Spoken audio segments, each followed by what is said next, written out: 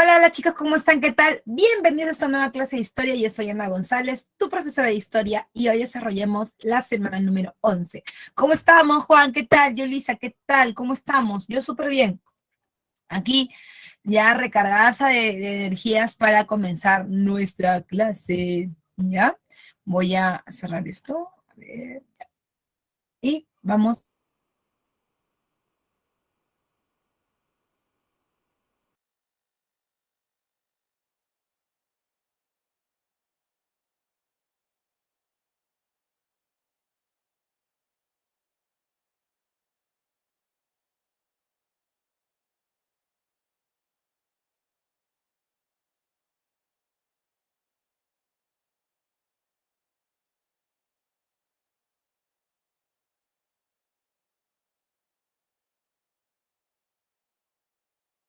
Ah, sí, ya. Ahí,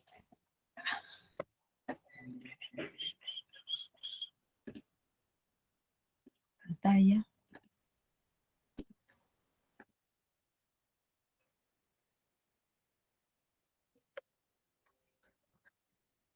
Listo.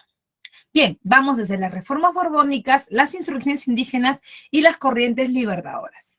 Lo primero que tenemos que tomar en cuenta es que las reformas borbónicas son una respuesta, ¿no? Son una respuesta a un periodo que tal vez no hemos tocado este ciclo con mucha profundidad porque acaba de salir del prospecto, ¿no?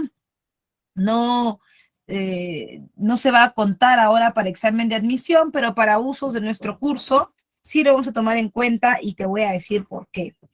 Porque va a explicar un poco cómo se van a originar estos nuevos cambios en la corona española durante el siglo XVIII. Y estoy hablando de un tema que es el de despotismo ilustrado. Tal vez te habrás dado cuenta la semana pasada que no lo hemos hecho, pero que, sin embargo, digamos que es importante, ¿no? El despotismo ilustrado es el resultado de del miedo, digamos, ¿no?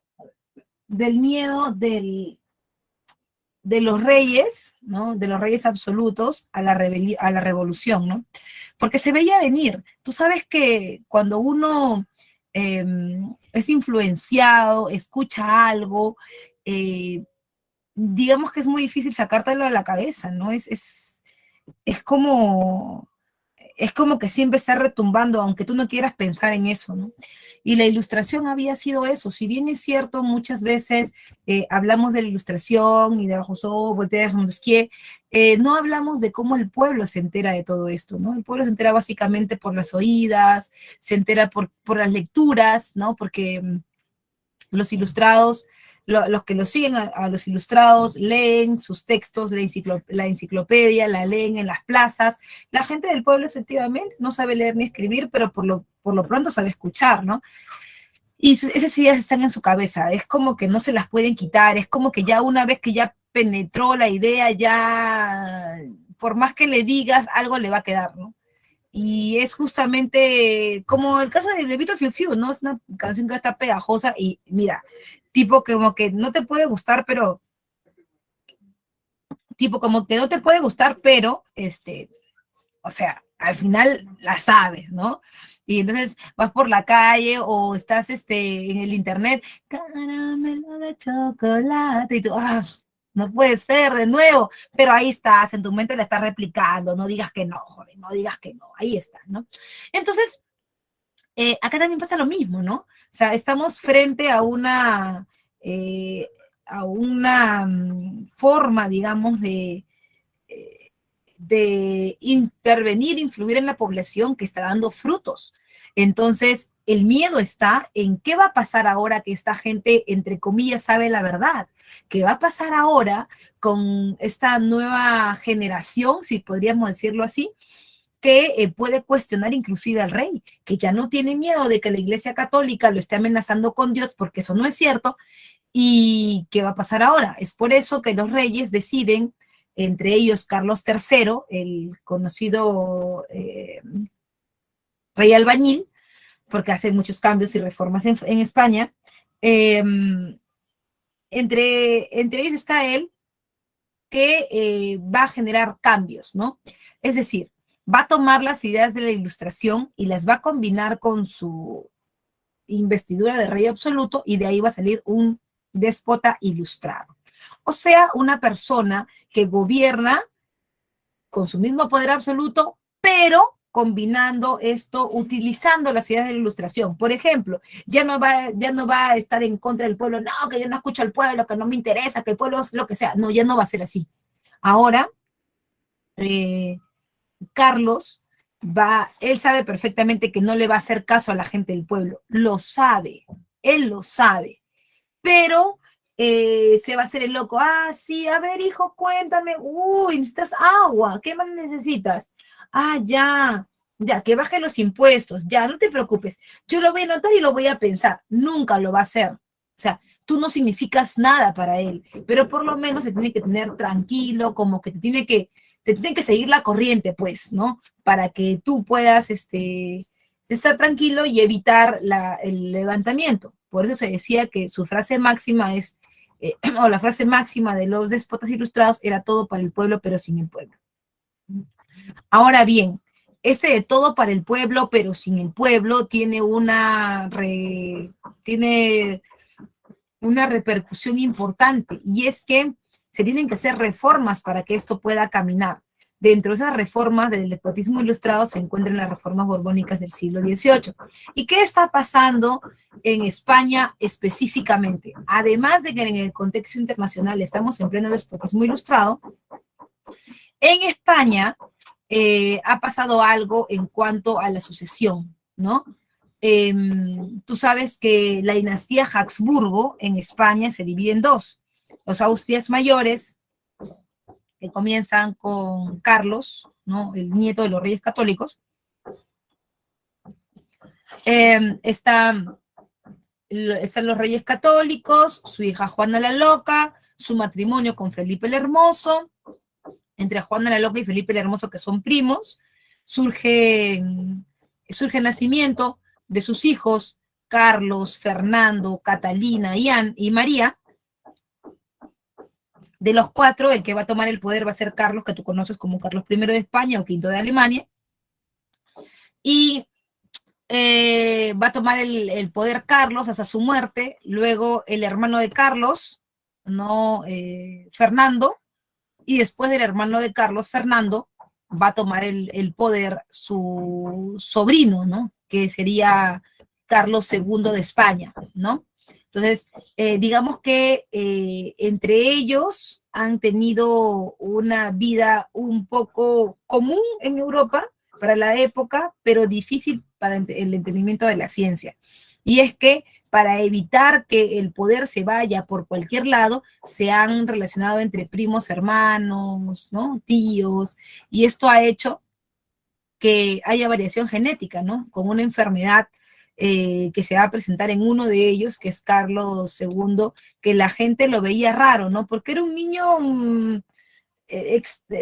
poco común, ¿no? Carlos aprende, o sea, aprende a hablar recién a los 8 años, aprende a caminar a los 6, es muy famélico, muy flaquito, enfermizo, es rubio, con ojos azules, pero con la cara un poco extraña. Tenía las facciones un poco de los Austrias, ¿no? O sea, la quijada un poco alargada, quizás los ojos un poco desorbitados, ¿no? Hacia los costados, como un pescado, la nariz un poco rara, los pies chuecos, era un poco encorvado, jorobadito, tenía problemas para hablar, tenía problemas para pensar rápidamente, aunque no era un limitado mental como tal, o sea que no podía valerse por sí mismo, ciertas cosas cotidianas sí las podía hacer, ¿no? Pero tampoco era como que muy normal, y estaba el problema de la preocupación de las cortes, ¿no? ¿Qué iba a pasar cuando a Carlos le correspondiera gobernar? ¿Qué iba a pasar? Por eso es que estaban buscando rápidamente encontrarle una reina para que él tenga hijos, ¿no? Pero ahí estaba el problema. La reina consorte de Carlos sería la hermana de María Antonieta, no, la sobrina de María Antonieta, ¿no? La sobrina de María Antonieta era ahora su esposa, Ellos no se conocían, obviamente la sobrina de María Antonieta nunca la había visto, pero se conocieron por fotos, ¿no? O sea, por imágenes de pintura, ¿no? Que se mandaban entre ellos. Eh, la chica, no sabía pues cómo era Carlos, ¿no? O sea, solamente por la pintura, que tú sabes que desde el Renacimiento pues tenía su filtro, pues, ¿no? Y a él quedó flechado de ella, se quedó enamoradísimo, ella llegó a España para encontrarse con él, y cuando llega a España para encontrarse con él así no se aguanta, pues, ¿no? Porque ya ve que viene y no se aguanta y entra como sea al cuarto y la ve y dice, ¡ah! ¡Oh! Se queda maravillada y ella, ¡ay, no puede ser! ¿Qué es esto? ¿Qué es esto? ¡Ay, no! Ella queda desilusionada de Carlos, sin embargo, pasa el tiempo y la reina consorte tiene una buena relación con Carlos. Sin embargo, pasa el tiempo y la gente pensaba que Carlos estaba hechizado, por eso le llaman Carlos II el hechizado, porque pensaban que algún hechizo, algún embrujo lo había hecho así medio raro, pues, ¿no? La cosa es que Carlos no podía tener hijos, y eso era un problema más que político, más que personal político, ¿no? Porque ¿quién sería ahora el que gobierne? Si justamente lo están casando para eso, ¿no? Para que tenga un hijo y él pueda gobernar. Tal vez con un regente o con su madre al lado, pero para que pueda gobernar. Bueno, la cosa es que Carlos no pudo tener el hijo y ahí vinieron los problemas, ¿no? Vinieron los enfrentamientos entre los nobles de España, porque esos nobles de España también eran su familia. Eh, condes, duques, marqueses que creían que como él no podía tener hijos, pues tenía que buscar ahora su sucesor entre ellos. Y Carlos no hizo eso. Carlos buscó sucesor en Francia, que era familia política de él y que también en algún momento se habían relacionado. Entonces, Carlos termina eligiendo un delfín y ese delfín es Felipe V Duque de Saint-Jean. ¿Te imaginas la pelea, la mecha en España por el poder y que ahora Carlos salga con esto?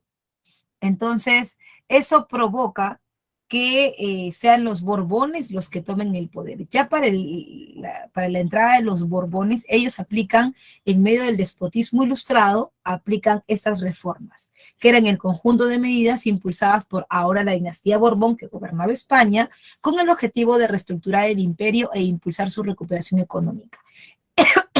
Ay, disculpa.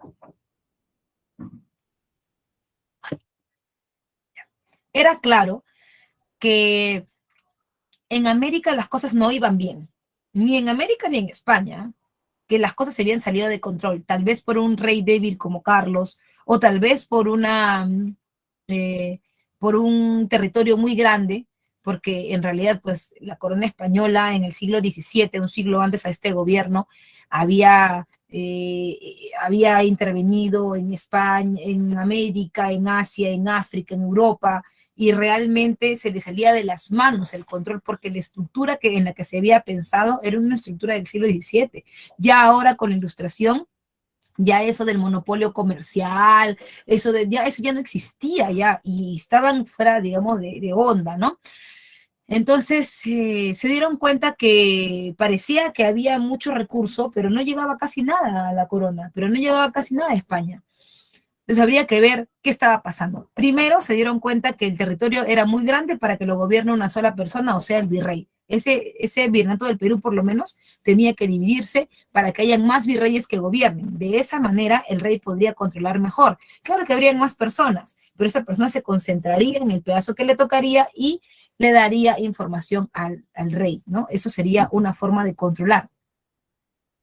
Además, también estaba el tema del impulso económico, ¿no? Porque si bien es cierto, es importante controlar la política, también la economía, sino de qué viven, ¿no?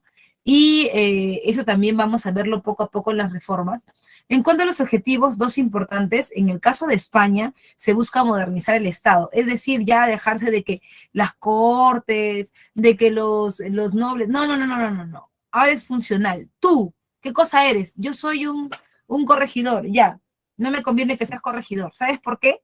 porque el corregidor prácticamente se pierde. No, es un terreno muy grande, no puede administrar bien. No, no, no, no, ya no van a haber corregidores. Mejor que hayan más personas que miran. Van a haber ahora intendentes, una mayor cantidad de personas viendo el territorio. Ah, ya, perfecto. ¿No? Y así sucesivamente. Se busca modernizar el Estado, implantando un sistema administrativo más eficiente y centralizado. Y en el caso de América, se busca recuperar el dominio político sobre las colonias y mejorar la recaudación tributaria. Sobre todo eso, ¿no? Porque el poder ya no estaba en manos, en este caso, de, de la corona, sino que aquí en América más estaba en manos de los criollos, algo que la corona nunca quería que sucediera, ¿no? Porque cuando comenzó el virreinato del Perú, tú te acordarás que habían reglas con las cuales se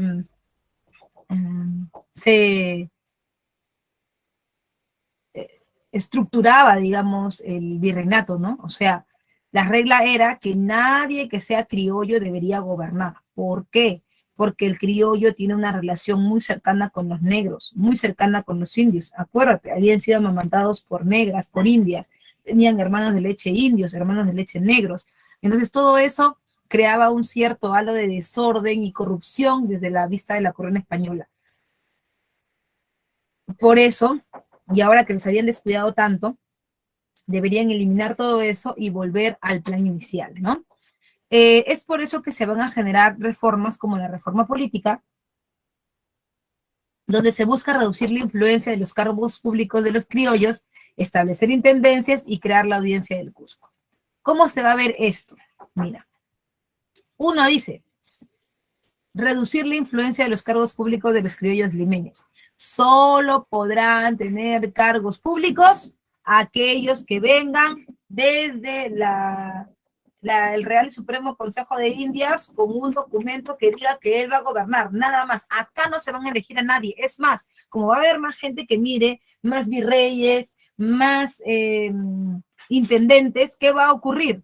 Que ya no va a pasar lo de antes. Antes, por ejemplo, como no había nadie, por ahí tú le pagabas a alguien, te comprabas un título de nobleza, después te comprabas un cargo público y eres un criollo que podía tener plata y desobedecer al rey si quisieras, pero ahora ya no. ¿Por qué? Porque hay un virrey en un espacio más pequeño que te ve, porque hay un intendente en un espacio más pequeño que te ve, ¿no es cierto? Ahora, se dividen, hay una reorganización del territorio en América del Sur, se divide todo eso, todo lo que tú ves con números, todito, todito, era el virreinato del Perú. Una sola persona gobernando todo eso será casi imposible. Es por eso, ¿ya? Es por eso que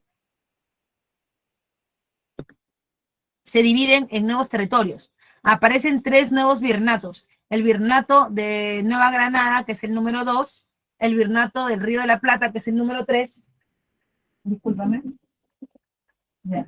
El virreinato del Río de Granada, del Río de la Plata, que es el número 3, y el número 1, el virreinato del Perú.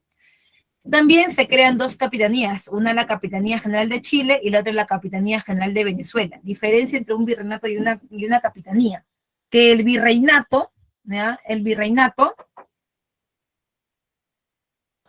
es una institución organizada, ¿no? Y liderada por civiles, mientras que las capitanías son espacios militarizados, o sea, eh, que en realidad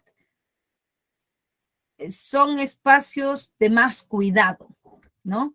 Porque son puertos y por ahí puede entrar de todo, pues sobre todo por el Atlántico, ¿no? En el caso de Venezuela. Entonces ahí no hay un virrey que gobierna, sino hay un militar. Y todo también lo que signifique, digamos, desorden, peligro, también va a ser llevado a estos lugares. Pillos, prostitutas, todo lo que signifique desorden va a estar ahí, ¿no? Va a estar controlado por los militares. Luego están las intendencias. Profe, ¿qué es una intendencia? Mira, antes, si esto era el virreinato del Perú, si todo esto era el virreinato del Perú, antes estaba dividido, por ejemplo, en 3. Cada pedazo era un corregimiento. Un corregimiento era como un gobierno regional, ¿no? Entonces, era muy grande, pues. No se podía administrar bien.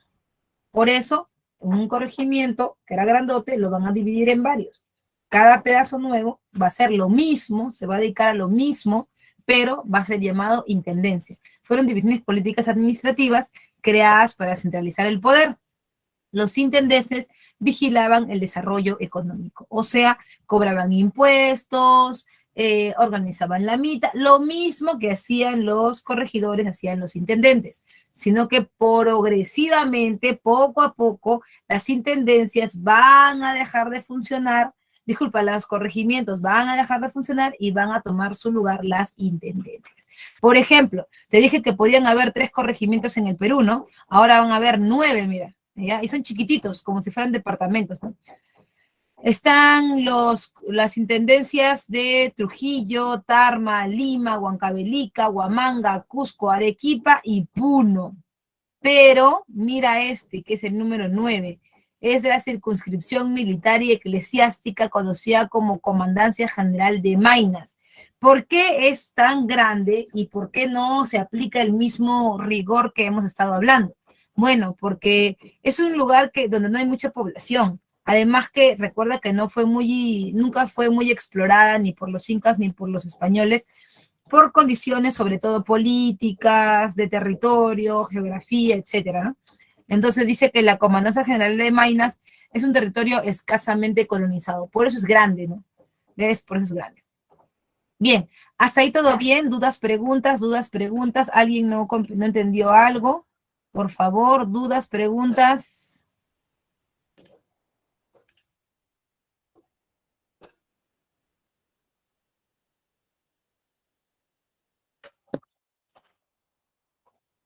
Dudas, preguntas, ¿alguien no entendió algo? ¿Todo bien? ¿Todo bien? Déjamelo saber en el chat, porfa.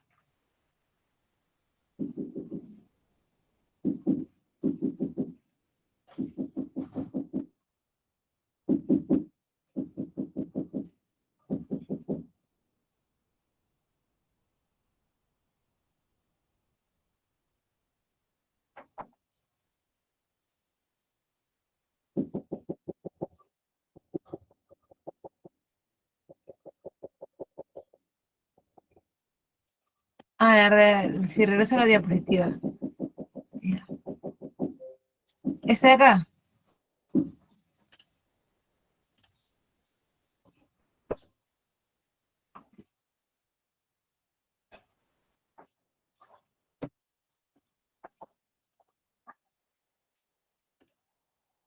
¿Sí? Ya, ok. Muy bien. Seguimos entonces. Veo que todo aquí, ¿no? Vamos con las reformas económicas. Mira, los Borbones cuando llegan al Perú, cuando llegan al gobierno de España, se dan cuenta que los españoles están atrasadazos, que la forma en la que ellos están gobernando no es la adecuada. Y no es la adecuada porque esa forma ya fue hace tiempo, pues joven, con la ilustración han habido nuevos pensamientos, nuevas ideas económicas, como la de Adam Smith, ¿no te acuerdas? ¿Te acuerdas que iba la semana pasada? Adam Smith. Entonces, Adam Smith, ¿qué dice? Que deben romperse los monopolios comerciales, que debe permitirse, es más, que debe impedírsele al gobernante que intervenga en la economía porque el mercado debe regularse solo a través de la oferta y la demanda. Eso es lo que dice. Entonces, si esto es lo que dice, ¿por qué Michis, el rey de España, sigue controlándolo, o entre comillas, controlándolo todo? Porque tú tienes que entender que ahí no había, pero ni una pizca de control, porque el rey estaba lejos y la gente nunca lo había visto. Es más, sí, un paréntesis para hablar de algo importante, y es que el rey de España, desde Carlos I hasta Carlos III, o sea, pasando por Felipe nunca había venido. O sea, nunca había venido. No conocía sus territorios en América. Todo se lo había delegado al virrey. Pero el virrey era recontra palomilla y tenía sus amigos los criollos, hacían lo que le daban la gana y esto, ¿no? Sin embargo, hay algunos problemas ahí, ¿no? ¿Y cuáles son los problemas, profe? ¿Cuáles son los problemas? Que está fuera de foco, joven. Está fuera de foco. En el mundo ya existen otras cosas. Por ejemplo, lo que te decía, ¿no? De la ruptura del monopolio comercial. Y el único que no lo quería entender eras tú, ¿ah? Por eso es que va a haber un aumento de piratas y corsarios, porque los ingleses son los que están más dando la hora en eso, pues, ¿no? Los ingleses son los que están tratando de comerciar con todos, ¿no? Los que están tratando de desarrollar, pues, una economía liberal. Entonces, como tú no te dejas, porque tienes tu propia forma de pensar y demás, ¿no? El rey. Entonces, ellos a la mala están llegando con piratas y corsarios. Y acá también están aprovechando. El rey es el único que pierde acá, porque están comiendo y pachamanqueándose rico. ¿Quiénes? Están pachamanqueándose rico los criollos, profe, sí. Lo que pasa es que los criollos, muchos de ellos forman parte de los comerciantes del puerto del Callao, y tú me dirás, profe, ellos están felices con el monopolio, porque si no es a través de ellos, nadie compra y nadie vende, ellos son los happies, son los que están bendecidos por el rey. Sí, no, porque ¿qué crees que pasaba? ¿Por qué llaman a la gente ahora, ay, es criollazo? No es criollo porque de música criolla o de callejón de un solo caño, no. Es criollo por lo que te voy a decir ahora. Los criollos del virreinato, de finales del virreinato del Perú, eran los reales vivos eran ellos. ¿Sabes por qué?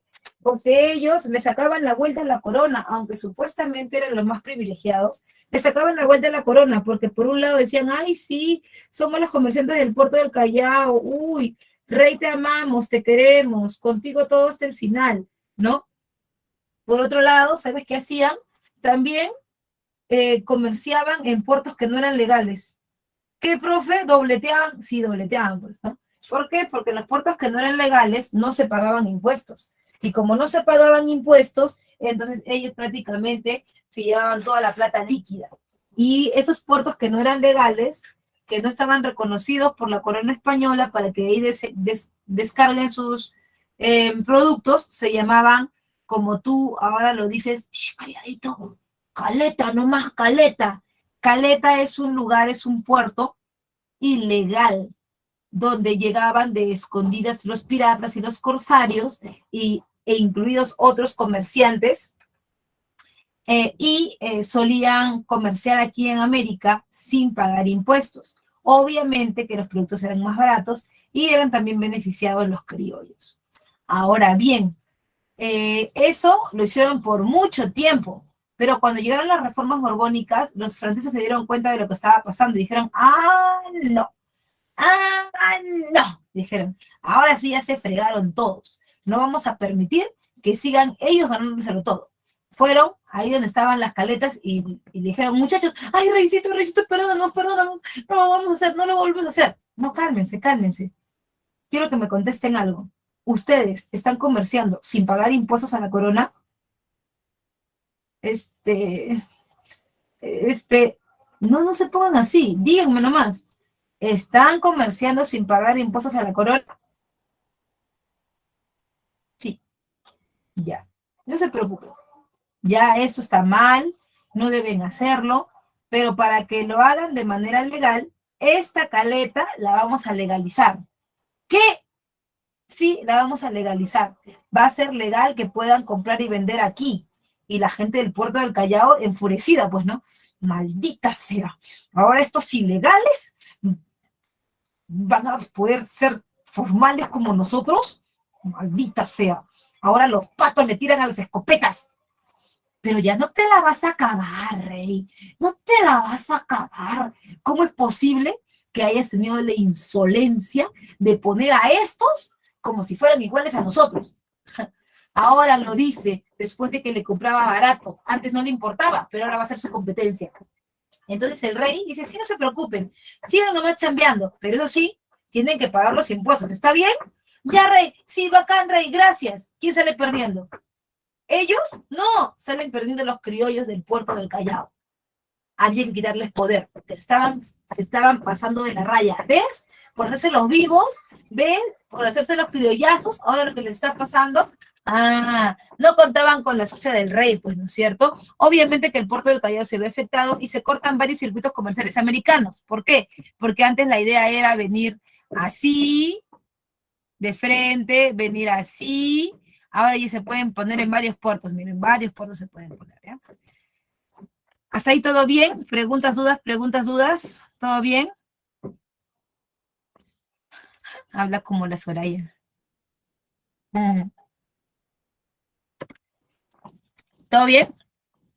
Sí se entiende lo de las reformas económicas, o sea, en el caso del comercio. El decreto de libre comercio parecía como que era un balazo directo a la corona, porque ahora todo el mundo podría comerciar, pero si lo ves por el otro lado, como que la corona gana más que el resto, ¿no? O sea, la corona gana que cada uno que venda así sea ambulante en el piso. Antes era ambulante y no le pagaban a la corona. Ahora que sea ambulante y que me pague, ¿sí? ¿Ya? Algo así, ¿sí se entiende? Espero que sí. ¿Ya? Bien, listo. Ay, discúlpeme que estoy tomando mi agüita, pero como hace frío, ahí está mi tacita de paltita. Ahí está. Sino que, como hace frío, ahora si no mi garganta se seca y luego empieza a toser. Empieza a toser y a toser. Obviamente sin azúcar, Juan, obviamente. Le tengo cariño a esa tacita porque mi mami me la regaló para Navidad. Así que la gente siempre me ve tomar en tacitas así de pestañitas, de cosas. Me gustan esas cositas. Yo soy de las personas que disfrutan con pequeñas cosas de la vida, ¿no? Una tacita, un ganchito, ¿no? Sí, una cajita de té. ¿No? Una vez una amiga me regaló unos tés, yo soy adicta a los tés, me regaló con varias cajitas de tés, latitas, ¿no? Varias. Y me dice, ¿qué es eso? Es té. Me dijo, su madre, me dice, qué raras son ustedes. Se te regala una taza con bolsas de té y tú estás feliz. No, porque son bien ricos. Son de jazmín, de frutos rojos, sí, de avellanas. Es rico. Te sientas a ver una serie en Netflix con tu canchita y tu tecito, y ya. O a leer un poco con tu tecito, y ya. Así es. Hay cosas que eh, uno deja pasar en la vida por fijarse en lo que debería hacer, ¿no? Y al final pierdes todo. Entonces mejor disfrutas los pequeños momentos bonitos, ¿no? Como estar en clase y tomarte. Bien, porque eso sí es bastante frío. Bien, vamos con la reforma de la producción, ¿no? En la reforma de la producción hay explotación de otras minas que no son necesariamente la de Potosí, sino que van a aparecer nuevas minas como la de Cerro de Pasco, la de Galgayoc y Guarochirí. ¿Por qué? Porque ya Potosí está entrando en decadencia. Además que se necesitan más minas para sacar mercurio, porque el mercurio es el que permite, digamos así, volver la plata trabajable, ¿no? No es que ya yo voy a la mina de plata, saco un lingote de plata, no es así. Sacas la plata con otros minerales, tienes que separarlos para poder hacer eso, necesitas mercurio, ¿no? Y en realidad el mercurio está siendo poco encontrado, prácticamente no hay, y por eso también entra la mina de Potosí en crisis, ¿no? Se crea el Tribunal de Minería para poder administrar estos pocos bienes que están quedando, y en el aspecto fiscal se implantan aduanas internas y se incrementa la alcabala. ¿Qué significa esto? Como te lo comentaba, al crearse intendencias, ahora esta es el corregimiento, y el corregimiento se parte en tres, cada pedazo es una intendencia. O sea, sigue teniendo la misma actividad que un corregimiento, ¿no? Pero es más pequeño. Entonces, cuando tú pasas de uno a otro, ¿qué ocurre? Ocurre que acá hay una frontera entre los dos. Esa frontera es como si fuera un peaje. Tienes que pagar.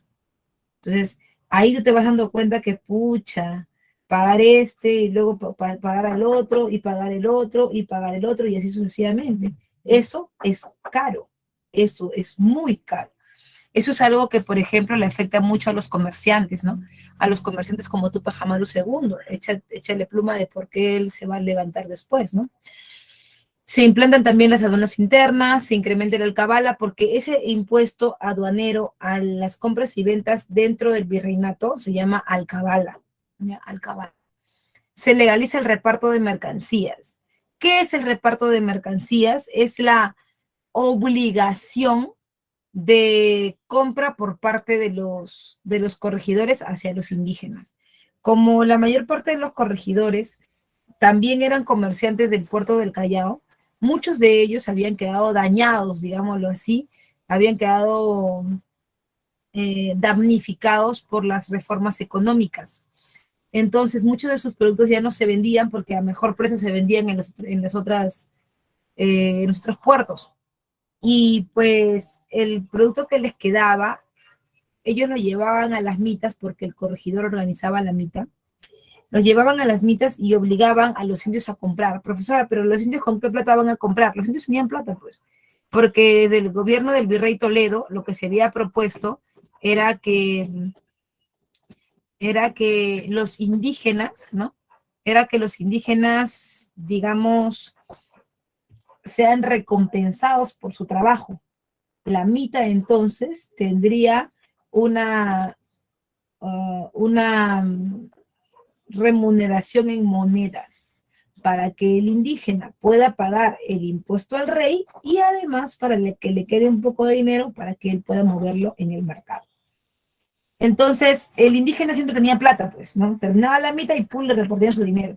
Sin embargo, el corregidor obligaba al indio a comprarle cosas que el indio no quería, como por ejemplo, Biblias en latín, y él no sabía ni hablar español, eh, medias de seda, hebillas de plata, ¿no? Y eso como que al final terminaba siendo perjudicial para el indígena y también para los comerciantes, ¿ah?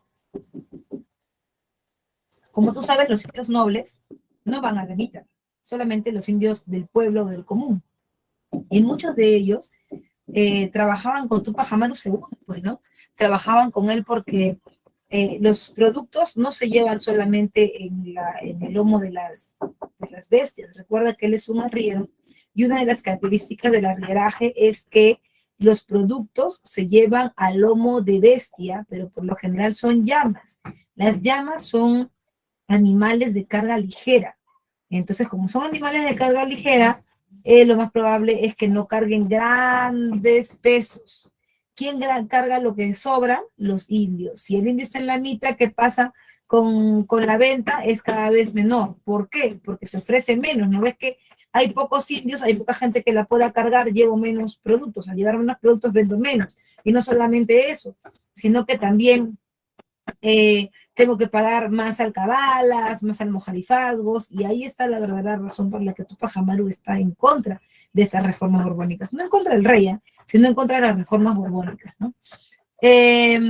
Por otro lado, también se hace efectivo el tributo indígena. ¿Qué es lo que pasa con el impuesto de los indios, no? Se dan cuenta que los indios tampoco son, ay, pobrecito, que el indiecito no tiene nada. No es así, no es así.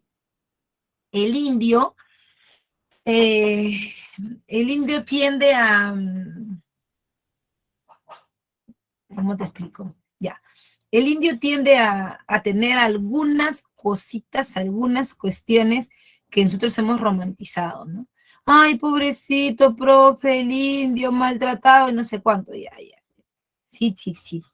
Hay, algo de eso hay, ¿no? Algo de eso hay. Pero no es solamente eso. El indio, como había poca intervención de la corona, como había poco control de la corona, ¿qué es lo que hacen los indígenas? Aprovechan ese momento para comprar y vender cosas, ¿no? Y ganar dinero. O sea, para ese punto los indios ya no eran tan pobrecitos tampoco, ¿no? Eran vendedores de oro, de plata, de lana, y bueno, por cada cosa que vendían, se suponía tenían que pagar, ¿no? Pero ellos, no, no, señor, no, yo sí por eso soy un indio, yo pago mi impuesto por ser indio, por ser marrón, nada más. ¿Qué? No, indio. Tú vendes oro, vas a pagar por vender oro. Tú vendes plata, vas a pagar por vender plata. Y así se iba aumentando la carga fiscal sobre los indios, ¿no? Hay descontento popular y rebeliones antifiscales, por supuesto, ¿no? En cuanto a la reforma eclesiástica y educativa, está la expulsión de los jesuitas. Profe, ¿qué es esto de la expulsión de los jesuitas? Bueno, lo que pasa es que los jesuitas, ¿no? Son primero una orden religiosa que llega al final, ¿no? Al final, después, es la última que llega al Virreinato del Perú, porque fue creada durante la contrarreforma religiosa para los años 30 de 1500, entonces, en cambio, los dominicos y los franciscanos llegaron con la invasión, los dominicos. Entonces, eso, ¿no? Los jesuitas eran ciertamente especiales, ¿no? Ellos sabían cuál era su poder. En España habían logrado evitar el avance de las ideas protestantes y esas ideas era importante que lo hagan, ¿no? Porque si las ideas protestantes avanzaban en América, todos los indios se iban a dar cuenta que lo que proponían la justificación, la propuesta de justificación de los españoles, pues era simplemente un pretexto, era simplemente un engaño, ¿no? Porque, ay, hemos venido a evangelizar, que no sé cuánto, que sí, que miren, que somos buenos, Dios nos ha mandado. Eso lo creímos porque ellos lo impusieron. Pero ¿qué pasaba si llegabas a escuchar cosas como la de Lutero que decía que no, que entre Dios y los hombres no deben haber intermediarios, que la Iglesia Católica quién es para meterse al medio? Entonces todo eso era peligroso. Por eso es que los jesuitas van a llegar acá y también van a hacer su trabajo en Europa. Entonces ellos sabían que su chamba había salvado prácticamente a la corona, ¿no? Entonces cada vez que tenían oportunidad lo hacían saber, ¿no? Lo recalcaban. Y cuando llegaron a América, muchas veces se imponían frente a los demás, inclusive frente al virrey, ¿no? Los franciscanos, por ejemplo, le decían, oye, jesuitas, ¿qué es acá? Sal de acá. A ver, ¿a quién me están hablando? ¿A mí? ¿A mí me estás hablando? Tú, ven, tú el de marroncito. Ven. ¿A quién estás hablando tú? Oye, inferior. No, nada, lo que te estoy diciendo es que te vayas de acá porque este es mi monasterio, me corresponde. ¿Qué correspondía, inferior? ¿Qué correspondía? ¿Pero qué te pasa? Mira, si no fuera por mí, hace rato que no estarías acá, ¿ya? Porque las ideas de la reforma hubieran llegado y mira, así te levantaban, ¿ya? No, eso no puede ser. Voy a llamar al virrey. ¡Virrey, mira lo que me está hablando! ¿Qué pasa, Jesús? Tú cállate también, ¿ah? Porque a ti yo no te debo obediencia, ¿no entiendes? A mí solamente que venga a callarme el Papa, porque eso también, pues, ¿no? En el Concilio de Trento, con la creación de la orden jesuita, los jesuitas solo le deben obediencia al Papa, no al rey, y tampoco al virrey, entonces. Ellos hacían lo que querían y se les permitía, porque eran como que el brazo derecho de la corona al final, ¿no? Entonces, hacían lo que querían, le dieron los colegios acá para que le lavaran la cabeza a los chivolos y les llenaran la cabeza con ideas ilustradas, o sea, con lo que quería la corona, ¿no? Aunque tenían ese problema ahí que ellos siempre ponían al Papa sobre todos, ¿no? Entonces, bueno, ya pues los jesuitas estaban dando la hora, estaban en todos los colegios, se los dieron a ellos y los franciscanos los miraban. ¿Cómo que dando los colegios a ellos? Ay, porque ellos saben más, pues. Son ilustrados. Sí, ya sé. Y le daban territorios, terrenos, y los jesuitas, mira, los franciscanos estuvieron muchos años antes acá, pero no habían hecho todo lo que ellos hicieron, ¿no? Los jesuitas al toque le dieron el terreno, comenzaron a trabajar la tierra, los indios venían, los negros venían sin tener que llamarlos, venían, y la gente no entendía cómo hacían tanto, cómo los indios los preferían, cómo los negros los preferían, se fueron a la selva central porque sabían que era un paso obligado de todos los indios que se escapaban de las haciendas, podían pasar por ahí para irse a escapar, ¿no? se pusieron en la selva central y pusieron sus haciendas, se llenaron de indios, se llenaron de negros y la gente no sabía explicar por qué. Y era que los jesuitas les ofrecían a ellos darles como refugio, ¿no? Cuando pasaban por ahí, le decían, ¡hey, hey, indio!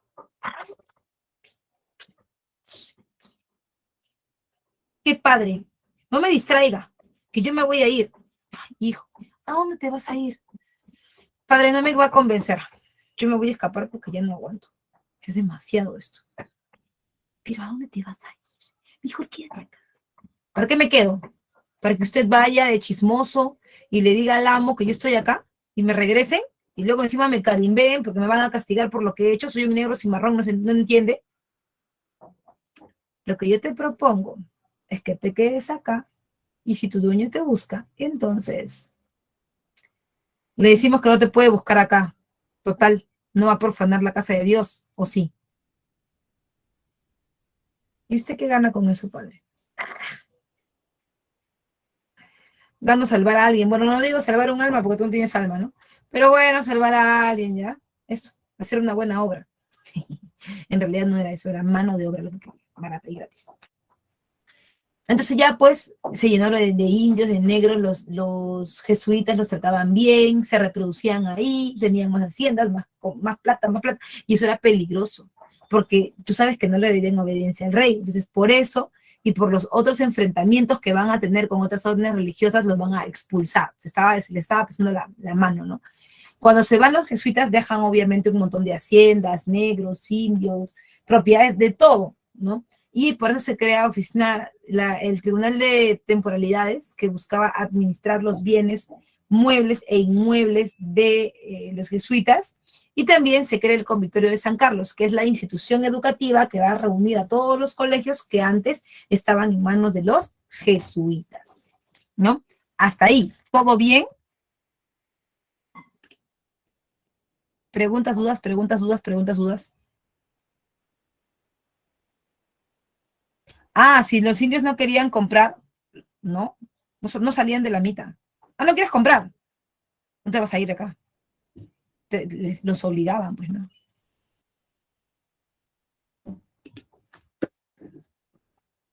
¿Todo bien? ¿Preguntas, dudas, algo, nada? ¿Todo bien? Respóndeme.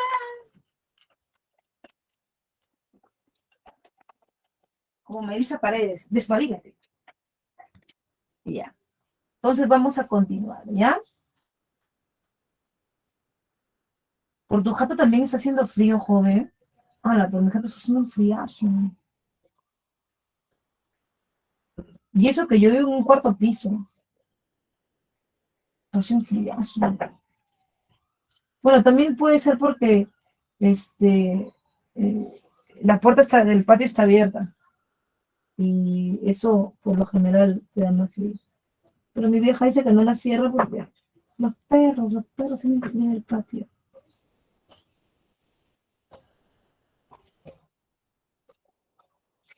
Ya, horrible.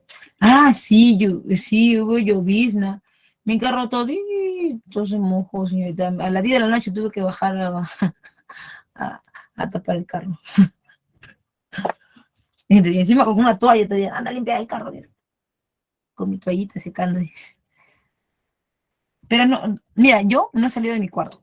O sea, estoy editando desde las 8 de la mañana y no salía de acá, así que no sé cómo está el patio. En la mañana ha llovido, no he visto, ni siquiera me he asomado a la ventana. ¿Ha llovido? Bueno, parece que en la mañana no, porque se ve seco. Pero en la noche sí. Bien, seguimos.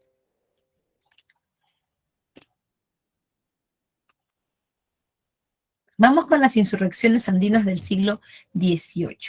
¿Qué son estas? ¿Cómo se ven? Vamos a ver. Ya, mira, las insurrecciones andinas del siglo XVIII básicamente son una respuesta. ¿A qué? ¿Son respuestas a qué? Son respuestas a lo que se está viviendo, ¿no? A las reformas borbónicas, porque aunque no lo creas, les afectan a todos, ¿no? el incremento de la explotación indígena, el alza de las cargas fiscales, porque los indios van a pagar más impuestos, y bueno, es algo que no se va a poder evitar, ¿no? Porque la población se va a enardecer en contra de esto. Ahora bien, en cuanto a los levantamientos, tenemos, por ejemplo, el de Juan Santos Atahualpa, ¿no? El de Juan Santos, el año 42 al año 52, es bien potente. ¿Por qué? Porque va directamente de, eh, al corazón de la Iglesia Católica, ¿no? Tú sabes que, te lo comentaba, la, la Iglesia Católica pues va a generar cierta disputa, ¿no? Dentro de ella se va a generar cierta disputa entre las órdenes religiosas, tanto los franciscanos como los jesuitas. Cuando los jesuitas se van a la selva central, los franciscanos también deciden ir, ¿no? Porque pues la plaza está buena, o sea, parece que hay bastante ahí que explotar, hay bastante que, ¿no? Hay bastante que ganar, digamos, en ese lugar. Entonces, los jesuitas, que ya estaban en la zona, tenían ganadas algunas alianzas con los pobladores de la zona, como por ejemplo, eh, habían educado a alguno de ellos, entre los que podemos contar a Juan Santos Atahualpa, que lo habían dotado de conocimientos como el latín, el griego, obviamente el castellano, hablaba 24 dialectos selvícolas. ¿Y cuál sería el objetivo de esto, no?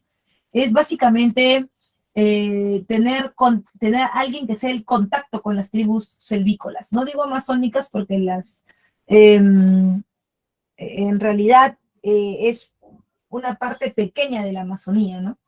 Son más tribus selvícolas. Entonces, en cuanto a, las, a las alianzas, esto podría proteger a los jesuitas. ¿Por qué?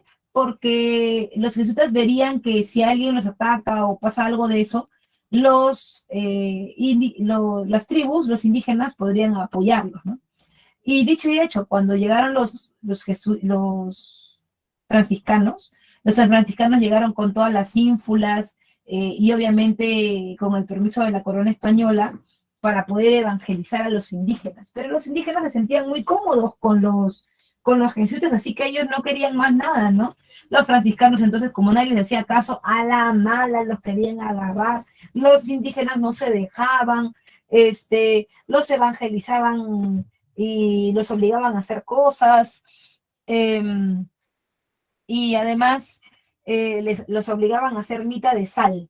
Profesora, mita de sal, sí, la mita de la sal era muy sufrida, digamos, ¿no? Porque al final había que ir a lugares inhóspitos, era difícil el acceso, y bueno, pues pasó el tiempo y los franciscanos cada vez eran más incisivos. Se enfrentaron a los jesuitas por los indios, ¿no? Oye, tú, ay, que ese es el buenito, que ese es, a vez de quedar mal a mí, desgraciado, y comenzaron la pugna por los territorios, ¿no? Entonces, ahí es cuando Juan Santos prepara el levantamiento en el Gran Bajonal Cerro La Sal en defensa de los jesuitas. Los franciscanos llaman a la corona española, llaman al ejército español para que venga a poner orden. Sí ponen orden, pero el levantamiento de Juan Santos Atahualpa va a tener que ser desintegrado, ¿no? Al final él se interna en la selva, no se sabe qué pasó con él, si murió, qué ocurrió con él, no se sabe. Sin embargo, fue el único intento en esta zona de eliminar el poder de los franciscanos, ¿no? Que al final no se pudo porque se quedaron todavía por ahí. Ahora, por otro lado, también súper importante eh, hablar acerca eh, de los otros levantamientos como el de Tupac Amaru del año 80 al año 83. Es un levantamiento en una zona diferente, en el Cusco, que históricamente ya se ha venido involucrando, ¿no? En estos quehaceres de los levantamientos, digamos. Ya había algo así, ¿no? Lo habíamos visto en Vilcabamba, por ejemplo.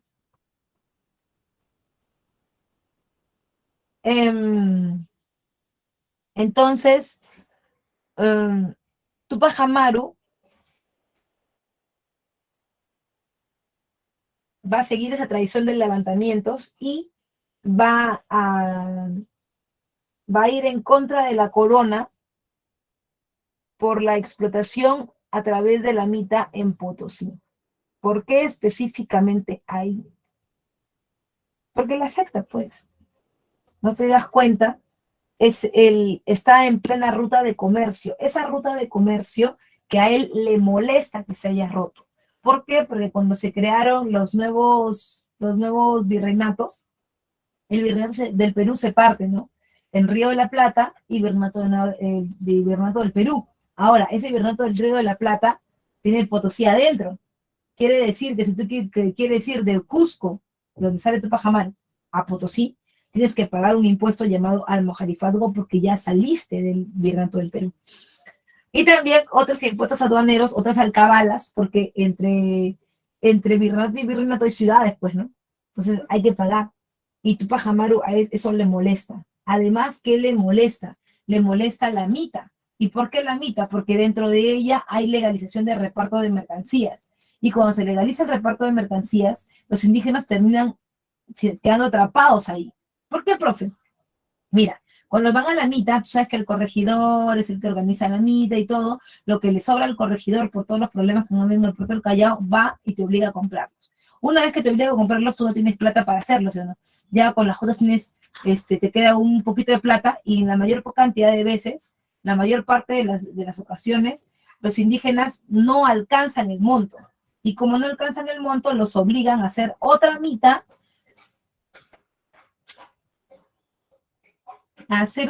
para poder pagar ese producto que ellos no quieren comprar. Ahora, cuando hacen otra mitad, uno, no pueden ir con Tupac Amaru a vender. Por lo tanto, Tupac Amaru se le reduce su ganancia. Punto 2. Ahora tendrían ¿qué cosa? Tendrían que comprar su comida y su bebida, pero sin dinero. Es por eso que aparecen los tambos dentro de las mitas, ¿no?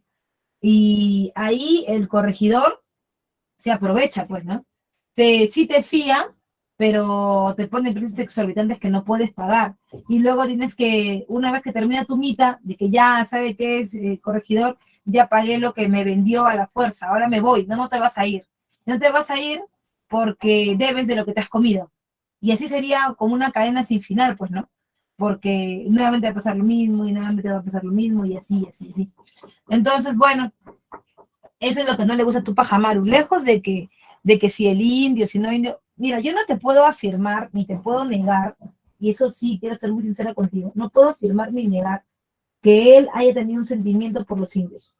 No lo puedo afirmar, porque su condición social era diferente. Tupac Amaru nunca se vio como un indio. Eso Velasco es el que ha creado esa idea de que, ay, Tupac Amaru era un indio, que Tupac Amaru por los ideales. No, eso es la idea que Velasco ha creado. ¿Ya? Eso no es real. Tupac Amaru nunca se consideró un indio, nunca. Tupac Amaru, él mismo lo decía, es el Inca Tupac Amaru. O sea, cuando dice que es el Inca, no es solamente, ay, no, es que está rememorando el Tahuantinsuyo, profe, tiene que tener eso en cuenta. Ya, lo que él está diciendo es que él está reclamando en condición de un indio noble, no es un indio cualquiera que reclama. Está diciendo a la corona, oye, hazme caso, porque yo no soy cualquier hijo de vecino que te está pidiendo algo. Yo soy un noble y tienes que tratarme como tal, porque hay beneficios, como por ejemplo que tenga poder, que tenga inicio su mando, que sepa leer, que sepa escribir. Todos esos son beneficios que no tiene cualquier indio. Un indio del común no lo tiene. Ahora, Tupac Amaru no quiere tampoco pelear con la corona. Tupac Amaru lo único que quiere es que estas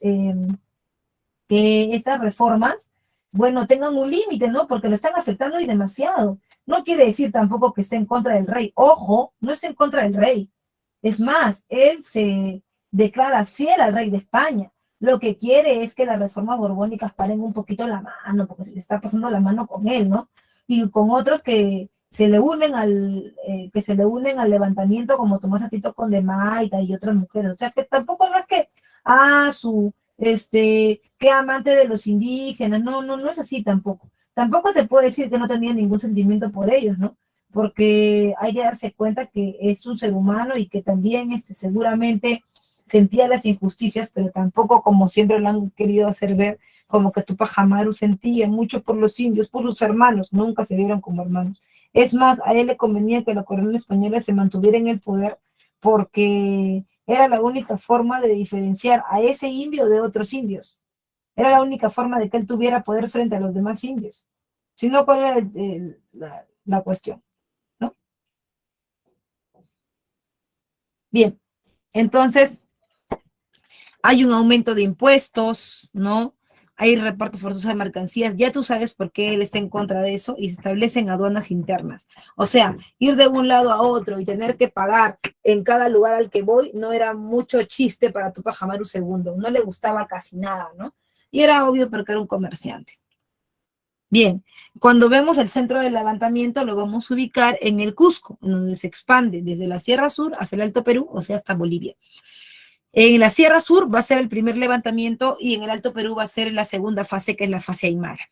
En las fases, la primera fase, que es la quechua, va a ir de 1780 con el ajusticiamiento del corregidor Antonio de Arriaga en Tungazuca. Hay que tomar en cuenta que Tupac Amaru II era un cacique, cacique de Tungazuca, Surimana y Pampamarca. Tungazuca, Surimana y Pampamarca. Era un espacio, si bien es cierto, no tan extenso, ¿no? Sí con mucho poder en la región, ¿no? Tupac Amaru entonces le reclama directamente a Arriaga, oye Arriaga, ya pero no te pases. O sea, mira, a mí no me interesa tanto el indio, pucha, pero también no te pases, pucha, tampoco va a ser así, tú ya te estás abusando demasiado. Y lo que pasa es que estás chocando conmigo por todo lo que te he contado, no estás chocando conmigo, Cholito. O sea, al final yo tengo que, ¿cómo se llama? Yo tengo que pagar los platos rotos porque me están malogrando mi negocio, y los indios ya, pues tampoco no los puedo obligar a nada. Si están contigo, ¿cómo los voy a obligar a que vayan a comerciar si al final ellos no pueden, están en otro lugar? Entonces, tome en cuenta todo eso, pues, ¿no, Arriaga? Tome en cuenta todo eso. Y Arriaga le dijo, ¿sabes qué? A mí no me interesa. Tú para mí eres un indio como ellos. Yo soy un indio como ellos. Ya. O sea, que tú crees que yo soy cualquier cosa. Ya. Esa no me la sabía. Ya, pues como yo soy un indio como cualquiera, entonces ahora sí vas a ver con quién te estás metiendo, ¿no? Y la justicia, o sea, me pregunta Juan si desapareció, me imagino que está hablando de, mm, de Juan Santos, sí desapareció, no se supo nunca qué pasó con él, ¿no? No se supo nunca. Bien, entonces,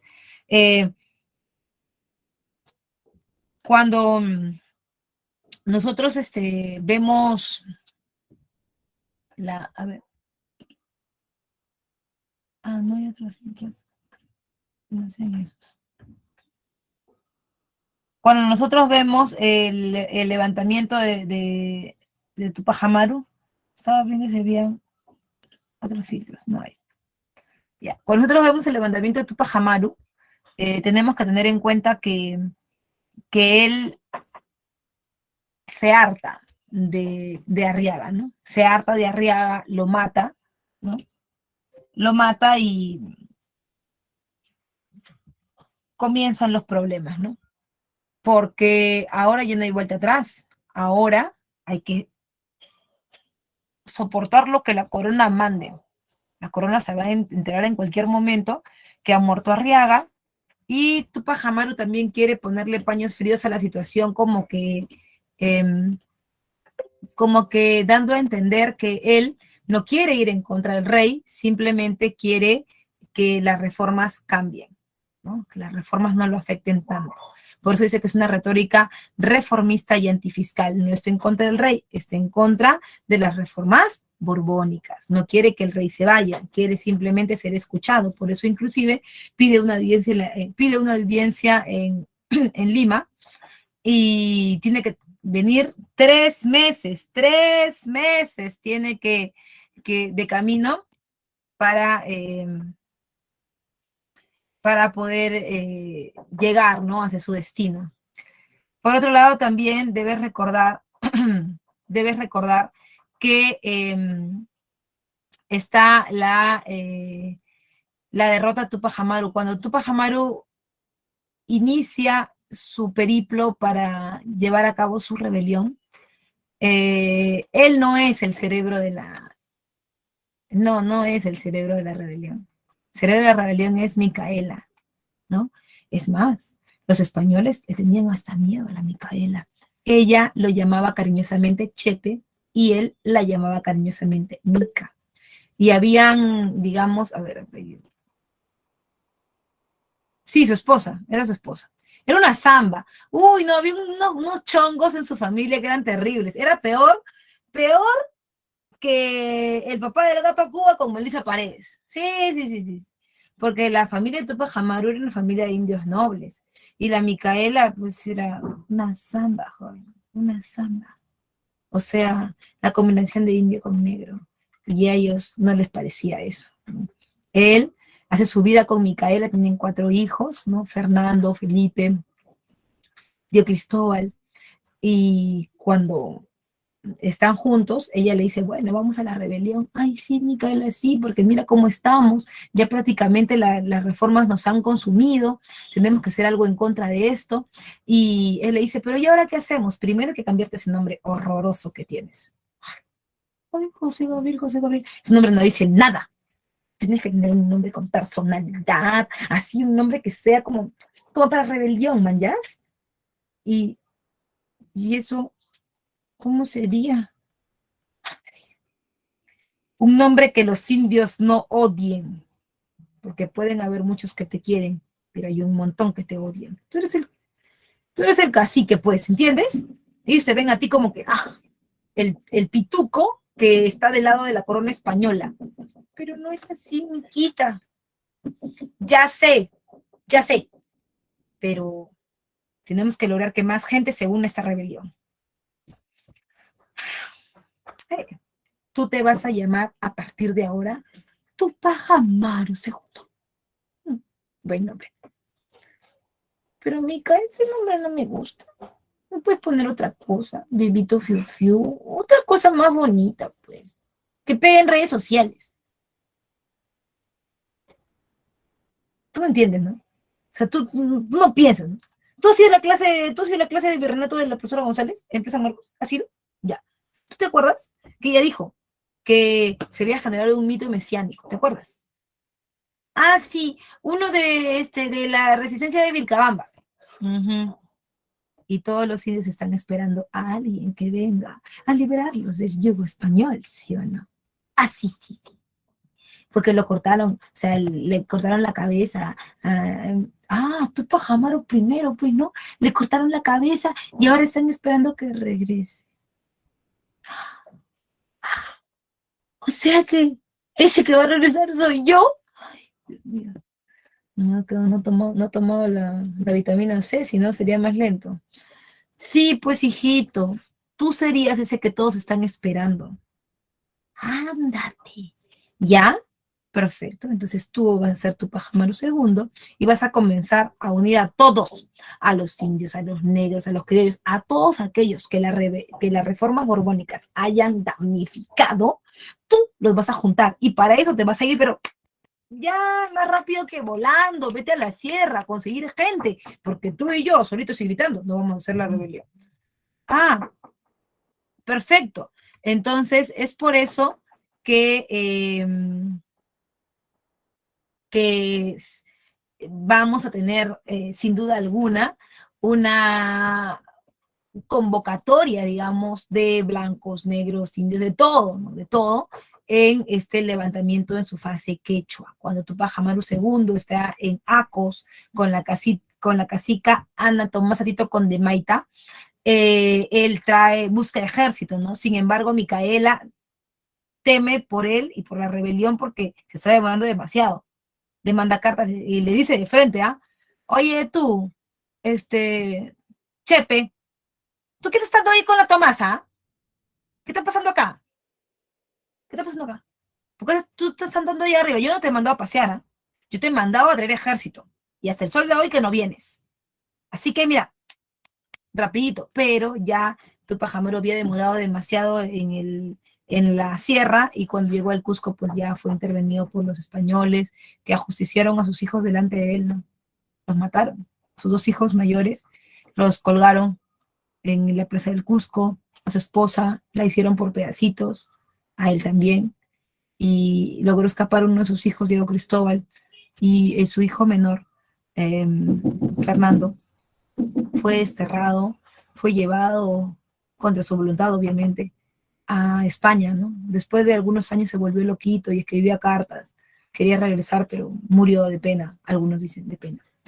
¿Y qué pasó con las otras mujeres y la gente que apoyó a Tupac Amaru II? Sobre todo las mujeres tuvieron un castigo ejemplar. Y era que las mujeres tenían que ser castigadas porque ellas eran el ejemplo de sus hijos. Entonces, para que no se siga propagando eso, les dieron un castigo ejemplar, haciéndolas caminar, a más de 150 de ellas con sus hijos, haciéndolas caminar desde el Cusco hasta Lima. En el trayecto muchas murieron. Quedaron solamente 30 que llegaron al puerto del Callao, y en el Real Felipe enfermaron y murieron. Solamente 15 llegaron a embarcar para irse desterradas a España y otras a México, ¿no? La famosa caravana de la muerte.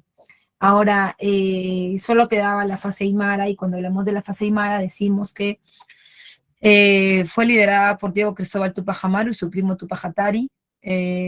Entre ellos las cosas no iban tan bien desde el principio, porque Tupac Atari creía que la rebelión debería ser de indios y para indios solamente, mientras que Diego Cristóbal consideraba que todos aquellos que hubieran sido damnificados por las reformas borbónicas deberían participar. Como no llegaron a ningún acuerdo, Tupac Atari emprendió el rumbo hacia La Paz, ¿no? Y uh, Diego Cristóbal Tupac Amaru decidió ya acogerse a La Paz de Sicuani, pero fue traicionado por los españoles, porque eh, al final terminaban siendo, eh, digamos, o sea, él terminaba haciendo lo mismo que la rebelión de su familia, ¿no? Así que los españoles lo traicionaron, le dieron muerte, y lo mismo le pasó a Tupac Amaru. En cuanto a las consecuencias, ay, qué feo. En cuanto a las consecuencias, hay una supresión del reparto de mercancías, lo logran, se abolen los corregimientos y por fin se establecen de manera corrida las intendencias, se crea la audiencia del Cusco para que ya no tengan que estar viniendo hasta Lima, y se eliminan los símbolos de nobleza alusivos al Tahuantinsuyo, como por ejemplo el del disco solar y algunos elementos que había utilizado Tupac Amaru II durante su levantamiento, ¿no? ¿Hasta ahí todo bien?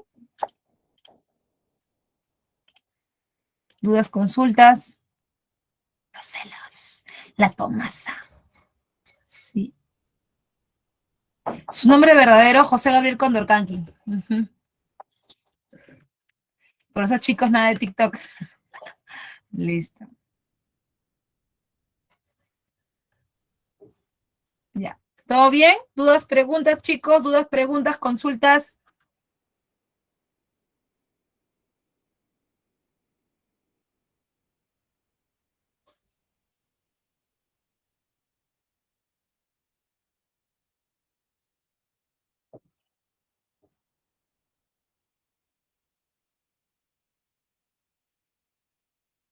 ¿Todo bien?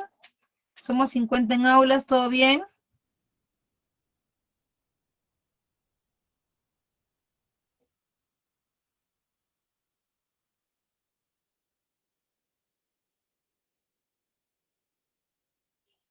Ella a él, ella a él no le decía mi bebito Fiu, le decía Chepe.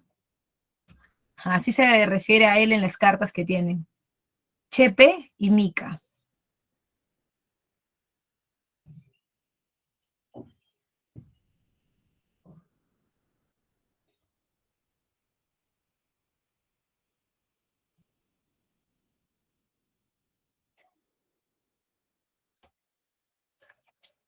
Listo, seguimos entonces.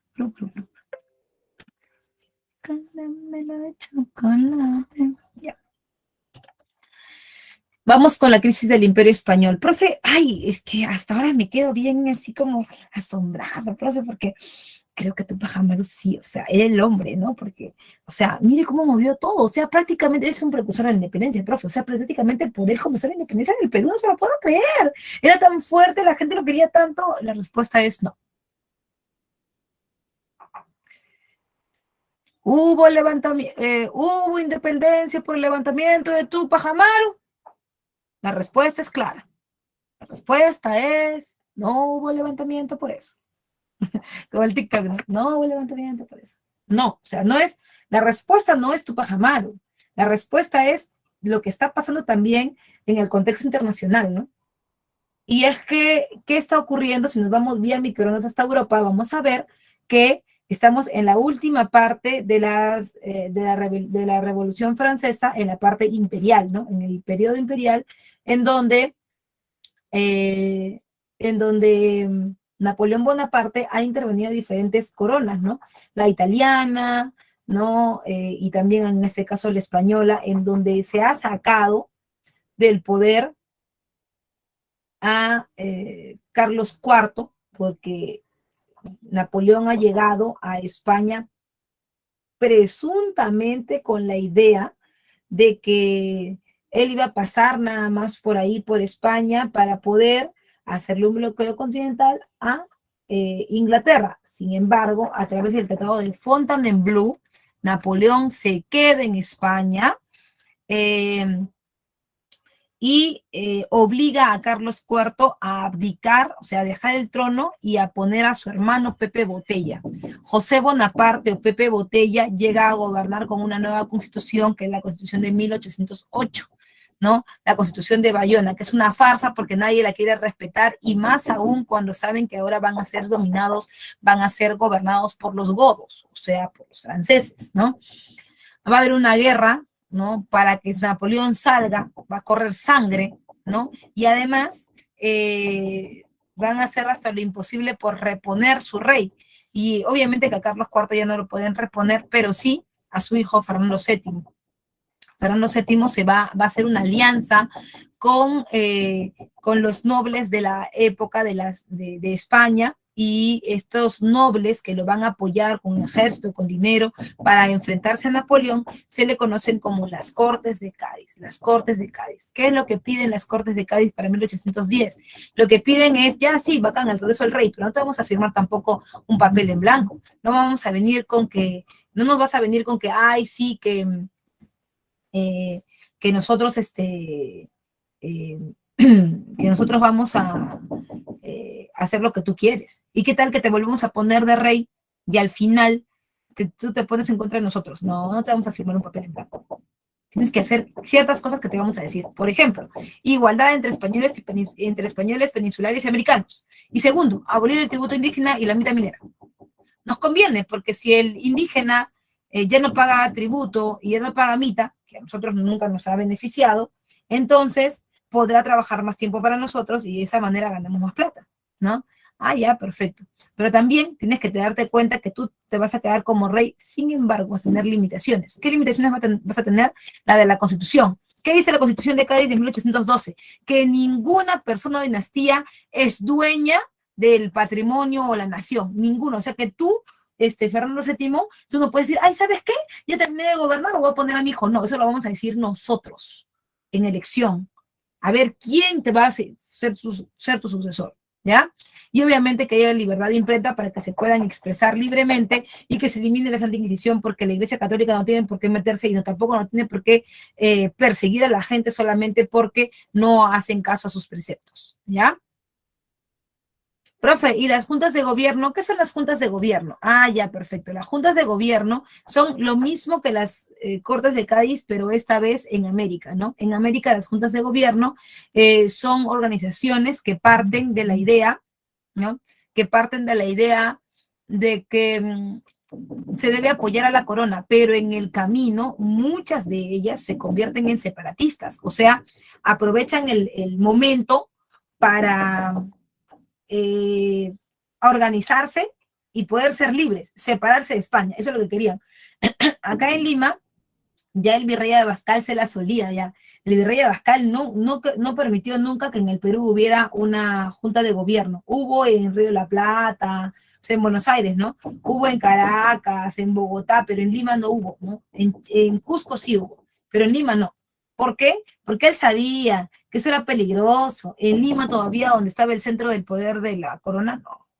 Así que en su mayoría, ¿no? Nacieron con el apoyo del rey de España porque eran fidelistas, pero varias se volvieron separatistas, ¿no? Eran organizadas por los criollos en los cabildos en rechazo a la posible presencia de Francia en América, y esas juntas van a ser la de Chuquisaca, la de La Paz, Quito, Caracas, Buenos Aires, Santa Fe de Bogotá, Santiago de Chile y Cusco, ¿no?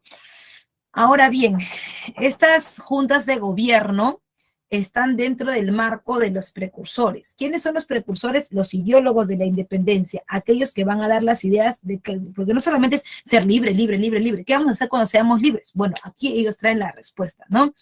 Están dos tipos de precursores, los reformistas y los separatistas. Para hacerte corto el cuento, los reformistas son aquellos que quieren que se mantenga el rey, pero que hayan ciertos cambios, ciertas reformas y que por supuesto se gobierne con una constitución, limitada por una constitución. Mientras que los separatistas dicen, ay, por favor, muerto el perro, se acabó la rabia, empecemos una república, borrón y cuenta nueva, y todo lo hacemos sin necesidad de tener al lado al rey. Y tú era como que, pucha, eso es como mucho, ¿no? Porque no, hay que lanzarnos a la piscina nomás. Esas eran las dos posturas, ¿no?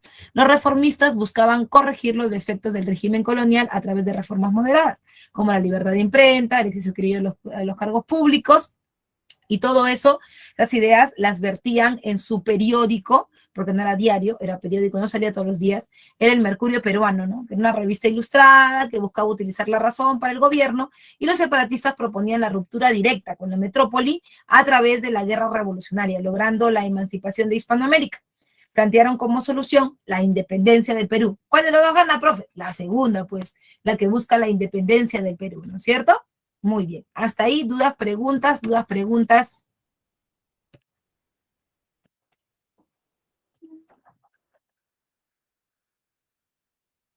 Nada, ¿todo bien? Todo claro, profesora. Ok, Juan. Seguimos entonces, seguimos. Puede poner la diapo de la crisis de España. La crisis de España. Esa.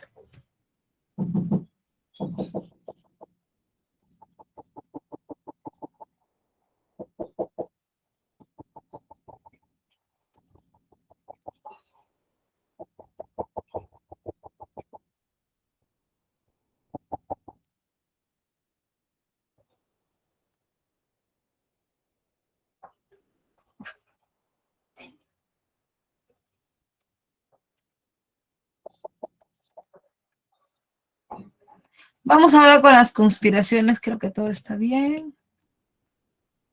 Ya.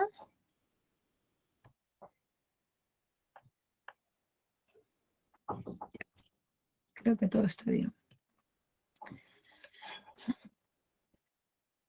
Vamos con las rebeliones y conspiraciones criollas, ¿ya? Estas rebeliones y conspiraciones tienen un problema. El problema en general es que fueron regionales. La mayoría de ellas no buscaba un proyecto nacional de rebelarse en contra de la corona, sino que no, acá los tacneños queremos rebelarnos, los huanuqueños queremos rebelarnos. En Cusco sí había una idea un poco más laxa, un poco más grande, pero ellos solo querían independizarse ellos. Entonces, ¿cuál era el chiste? Porque al final la corona española igual te iba a absorberse, ¿no? Y además que no era la idea para todos, era solamente para ellos, ¿no? Eran movimientos que buscaron la ruptura del vínculo político con la metrópoli durante los años del constitucionalismo español, o sea, durante los años en que se implantó la Constitución de Cádiz de 1812 al 1814. En algunos casos solo se proponía desconocer a las autoridades locales, o sea, no querías romper con la corona, solamente, ¿qué? Tú eres el intendente fuera de acá, yo no te hago caso a ti, yo soy libre e independiente, se acabó. Pero esa no era la solución, porque era muy endeble, muy débil, ¿no? Eh, Se buscaba desconocer las autoridades locales proclamando comités autónomos de gobierno. Fracasaron debido a su débil organización. Sí, joven, no había un proyecto así nacional, un proyecto grande que dijera, oye, sí, vamos con todo. No, no había eso. ¿ya? Entre las conspiraciones criollas más importantes encontramos a la de Tacna, de 1811. Fue influenciada por movimientos argentinos. ¿Por qué por movimientos argentinos? Mira esto. Tacna, el Río de la Plata. Acá hay movimientos como el de Castelli, como las corrientes libertadoras luego del sur que viene con San Martín, ¿no? Hay movimientos que realmente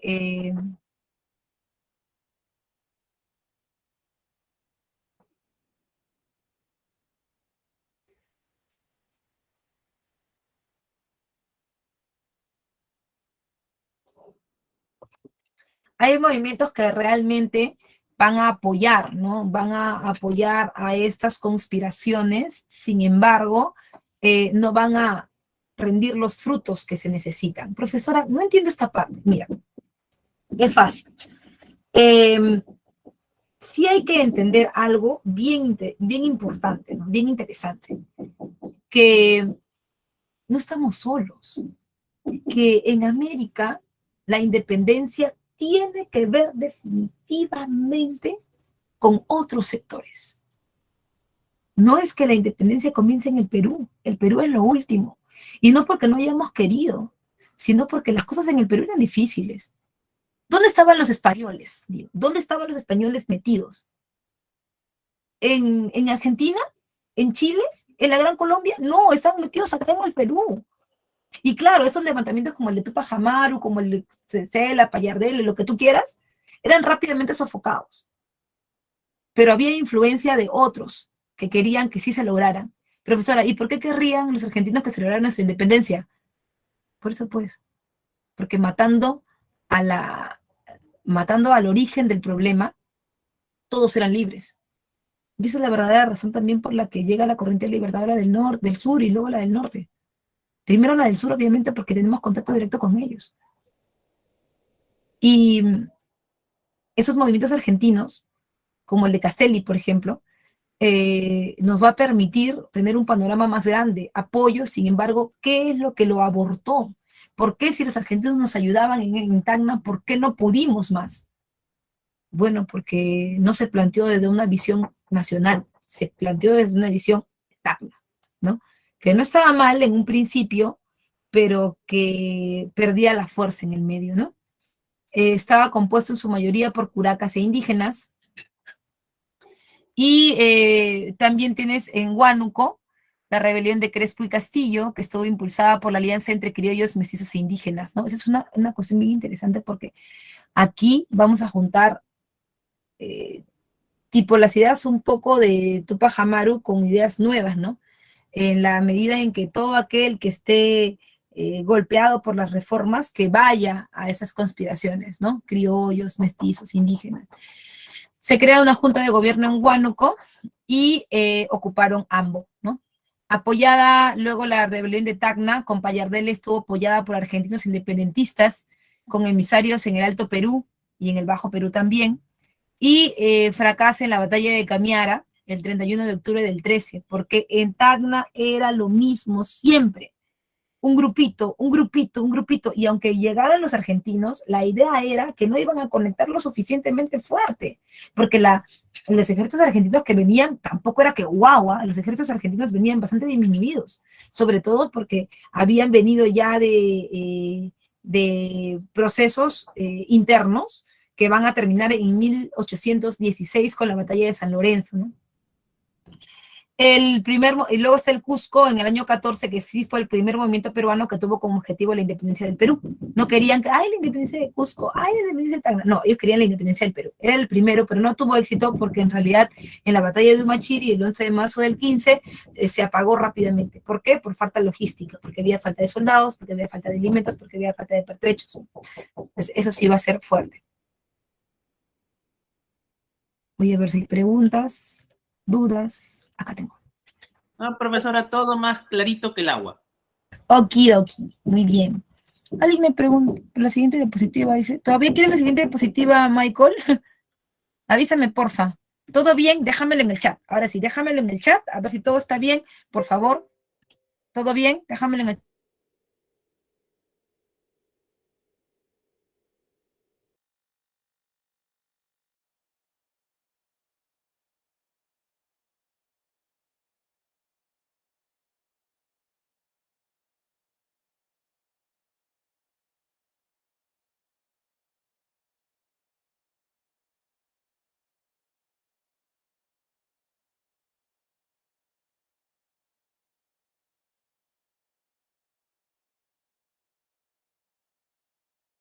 Ok.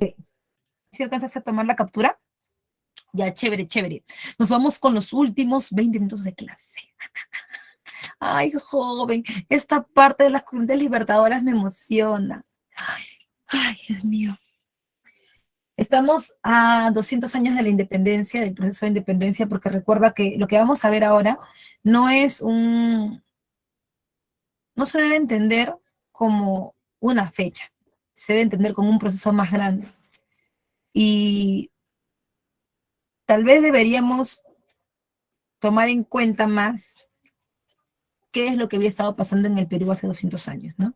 ¿Qué había estado pasando? Si, había, si habíamos estado, el filtro no tapa todo, si habíamos estado realmente eh,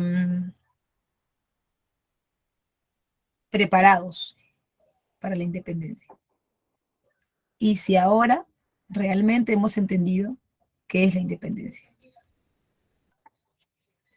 Sabes que cuando yo estaba en la universidad, y los que escribíamos sobre independencia, yo también lo hago, eh, nos hacía mucha ilusión, mira, ya por el año 2012 más o menos, nos hacía mucha ilusión que este momento llegara, porque me adelanto un poquito al tema, pero en el gobierno de Leguía, ¿no? Que es el gobierno de la Patria Nueva, nosotros cumplíamos 100 años de independencia y se hicieron muchas cosas por la independencia, se hicieron eh, plazas, avenidas, el oncenio de Leguía, se hicieron plazas, avenidas, se hicieron textos, luego por los 150 años de la independencia en el gobierno de Velasco, también, también se hicieron el sesquicentenario, pues, ¿no? Pero ahora vemos con infortunio que nada. ¿Y sabes que la independencia del Perú es la más importante de América del Sur? Sin nosotros, América del Sur nunca se hubiera podido independizar. Y te lo voy a demostrar porque pasó la batalla de San Lorenzo en Argentina, pasó la batalla de Maipú en Chile, y las cosas no cambiaban. Solo la independencia del Perú logró hacerlo. Entonces, estamos fijándonos en cosas que no tienen sentido ahora.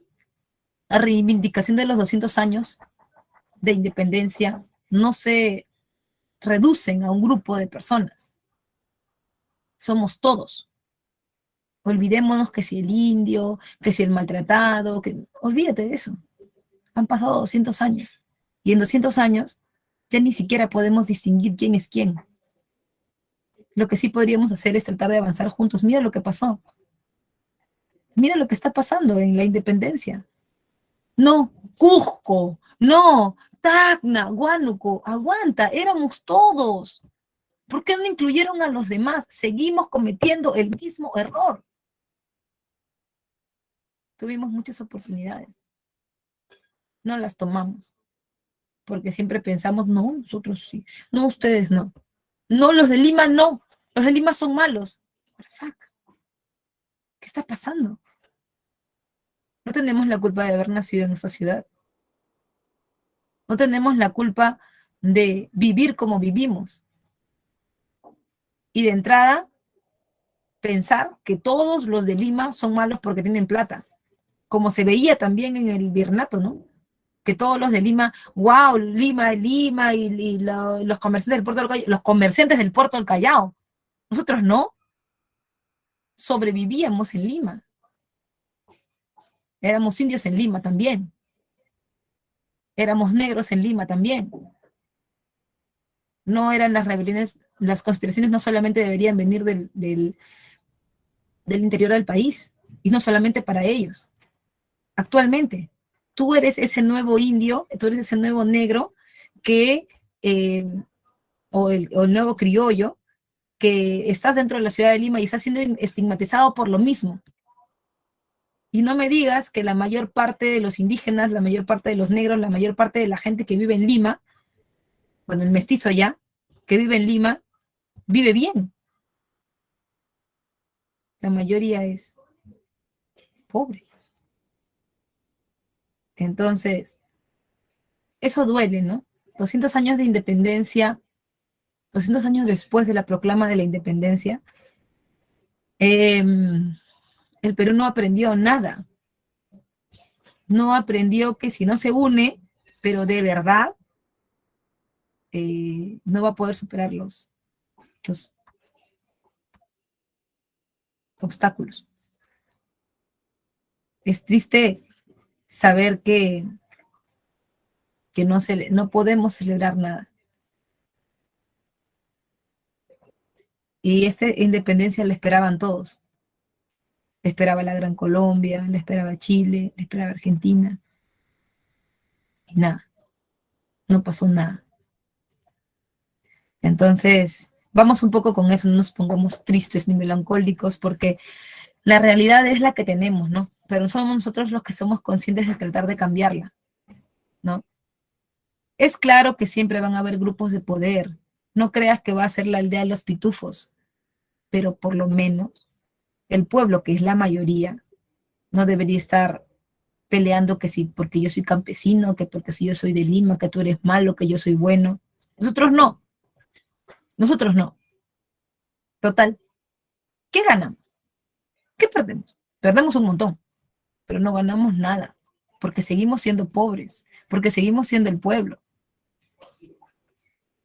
Achí, achí. ¿Ya? Bien, vamos ahora con la corriente libertadora del sur. Como te lo dije, la expedición de San Martín no comienza en el Perú. Para 1816, San Martín libera Argentina y con ella la idea de independizar América, pero para asegurar la independencia de Argentina, ¿no? Y ahí está, por supuesto, la batalla de San Lorenzo en 1816. Después de eso, San Martín se pregunta, ajá, ¿y ahora qué hago? ¿No es cierto? La idea era entonces ir hasta el Perú, pero para ir hasta el Perú debo cruzar por Chile. Si tú te das cuenta y ves el mapa, Argentina, Buenos Aires, Chile, por la cordillera, porque la cordillera, ¿no? Chile, Argentina, y luego el Perú. Pero no vas a ser tan kamikaze de subir así, pues, porque si subes así, acá te vas a encontrar al ejército español, ¿no ves que han estado ahí por todo lo que ha pasado con Tupac Amaru, los levantamientos de Cela, Pallardel y todos ellos? Ya, acá está lleno de españoles. Lo que tienes que hacer es venir así, mira, salir de acá, cruzar la cordillera, entrar a Chile y luego por el mar, ¿ya? Entonces, se cruza, es una expedición que cruza los Andes. Escúchame lo que te voy a decir. San Martín se la rifó, se la jugó, ¿eh? Se la jugó San Martín. ¿Sabes por qué? Porque San Martín estaba enfermo. San Martín tenía artritis reumatoide deformante, sus manitos, gota, problemas de úlceras sangrantes del estómago, artritis crónica, problemas lumbares, problemas coronarios. El hombre estaba ciego de un ojo, tenía catarata en el ojo derecho. Lo operaron ahí en medio del paso de los Andes, ¿no? Sin anestesia el hombre. Utilizaba opio diariamente, porque los protomédicos que lo veían decían que no es que él era un opiómano, sino que era la única forma de controlar el dolor, ¿no? Él pasa la cordillera, llega a Chile y en Chile consigue hablar con los burgueses. Y la burguesía chilena dice, ya, perfecto, estamos de acuerdo en generar una independencia porque es la única manera en que el puerto del Callao deje de ser esa pepita de oro, esa perita en dulce que todo el mundo tiene, porque aunque se han abierto puertos con el decreto de libre comercio, nosotros no somos nada, nunca vamos a hacer nada porque estamos a la sombra del puerto del Callao. Y es por eso que los chilenos aportan también a la independencia, que sería luego del Perú, ¿no? Viene San Martín con tropa argentina, con tropa chilena, y la idea era ahora qué hacer, ¿no? Lord Thomas Cochrane va a poder a inspeccionar un poco qué es lo que hay en el Perú, se va al norte del Perú, a Trujillo, convence a los criollos, oigan, ¿qué tal va a venir tu pata San Martín? ¿Ustedes qué creen? Ah, sí, bacán, tengo tu pata, no pasa nada, chévere, chévere, que venga nomás. Sí, claro, que venga nomás. Pero en realidad San Martín, digamos que no iba a ser bien recibido por los criollos acá en Lima, porque los criollos no querían que el rey de España se fuera. Los criollos vivían muy bien ahí, ¿no? Entonces, San Martín decide con lo que le trae el Lord Thomas Cochrane venir al Perú, pero no desembarcar en el norte, sino desembarcar en Pisco. Desembarca en Pisco para 1820 y lo primero que hace es agendar una reunión con el virrey que era el actual virrey del Perú en ese momento, ¿no? Que es el virrey Pezuela. En la conferencia de Miraflores, ¿no? San Martín y Pezuela se reúnen, sus representantes se reúnen, ¿no? Y obviamente San Martín pedía una monarquía constitucional, ¿no? Traer un príncipe de Europa y hacerlo gobernar con una constitución que ellos mismos engendrarían. Y Pezuela dijo que no, que él era fiel al rey de España y que era fiel a la constitución de Cádiz y que si se va a gobernar, que se gobierne con el rey Fernando y su constitución. Y pues San Martín y él no llegaron a ningún acuerdo. Como no llegaron a ningún acuerdo, San Martín amenazó con que iba a entrar al Perú, pero no solamente él entraría por el mar, sino que su pata Álvarez de Arenales entraría por la expedición de la Sierra Central y finalmente emboscaría en Lima. Esas ideas llegaron a oídos de la gente del puerto del Callao, de los comerciantes del puerto del Callao, que le exigieron a Pezuela que sacar el ejército de Lima. Ahora, sacar un ejército de Lima no era fácil, porque Lima estaba amurallada. Lo que quería decir entonces que ahora todo el mundo se daría cuenta que estaba saliendo el ejército porque iba a salir por una puerta y la gente de Lima le dijo, los vecinos de Lima le dijeron a Pezuela, mira Pezuela, hemos sabido que tú te quieres ir al puerto del Callao y que quieres llevarte el ejército. Si tú te vas a San Martín puede venir. Y si viene, ¿qué? Nos va a destruir acá. Y tú, bien campante, te vas. Tú eres el virrey. No te puedes ir. No, que el puerto del Callao, que miren, que la plata. ¿Sabes qué, Pezuela? ¿Sabes qué, Pezuela? Si quieres, vete. Pero escucha lo que te voy a decir. Lo que te vamos a decir. Nunca más regresas. Si tú cruzas esa puerta, no regresas nunca más. Y ya tenemos a alguien que te puede suplantar. Y por favor, ¡ay, qué ridículo! ¡Ay, qué ridículo, qué ridículos! ¿Ustedes creen que alguien me puede reemplazar a mí? Yo he sido nombrado por el Real y Supremo Consejo de Indias. Y a mí nadie me puede votar. Solo el rey. Eres un iluso, Pezuela. Tenemos a alguien que está dispuesto a tomar tu puesto. ¿Y quién es? La Serna. José de la Serna. La Serna, el que hace poco se proclamó virrey. Y solito, ¿eh? Ya ves tú si te quieres quedar o te quieres ir. De una vez. Me largo. A ver qué hacen ustedes. La gente del puerto del Callao tiene mucho más poder que la gente en Lima. Así que, adiós. Se va a Pezuela y dice, ya, Pezuela, ¿te vas? Te sacamos. Cuando Pezuela se va, lo deponen en lo que se conoce como el motín de Snapuquio. Motín significa cambio en el gobernante.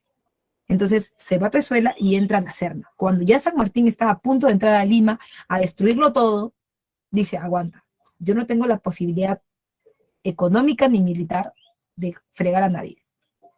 Así que lo que yo tengo que hacer es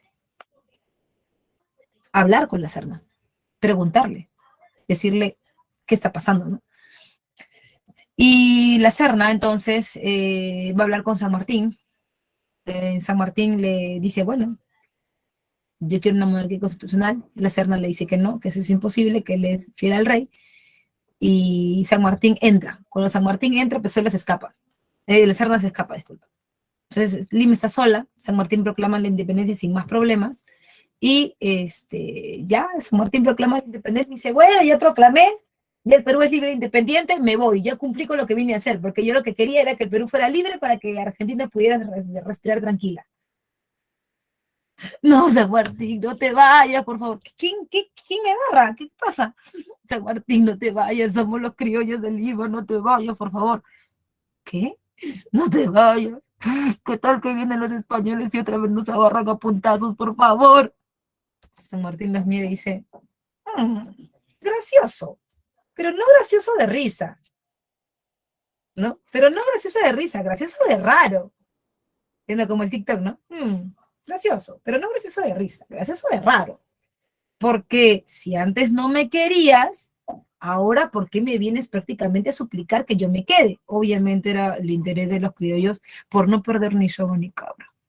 Entonces, bueno, comienza el protectorado, que es un gobierno, San Martín queda que es un gobierno corto, no es un gobierno pequeño, en donde él va a organizar el Estado peruano para que pueda caminar solo. Obviamente, San Martín propone una monarquía constitucional, propone mandar una misión, que es la misión García del Río y Parisien, a Europa, que traerá un príncipe y un préstamo de Inglaterra, el cual nunca llega, pero toma medidas para organizar el Estado, como la libertad de imprenta y la creación de la Sociedad Patriótica de Lima, en donde se van a generar los debates entre monarquistas constitucionales y republicanos, para ver qué va a ser el Perú, una monarquía constitucional como pedía San Martín o una república.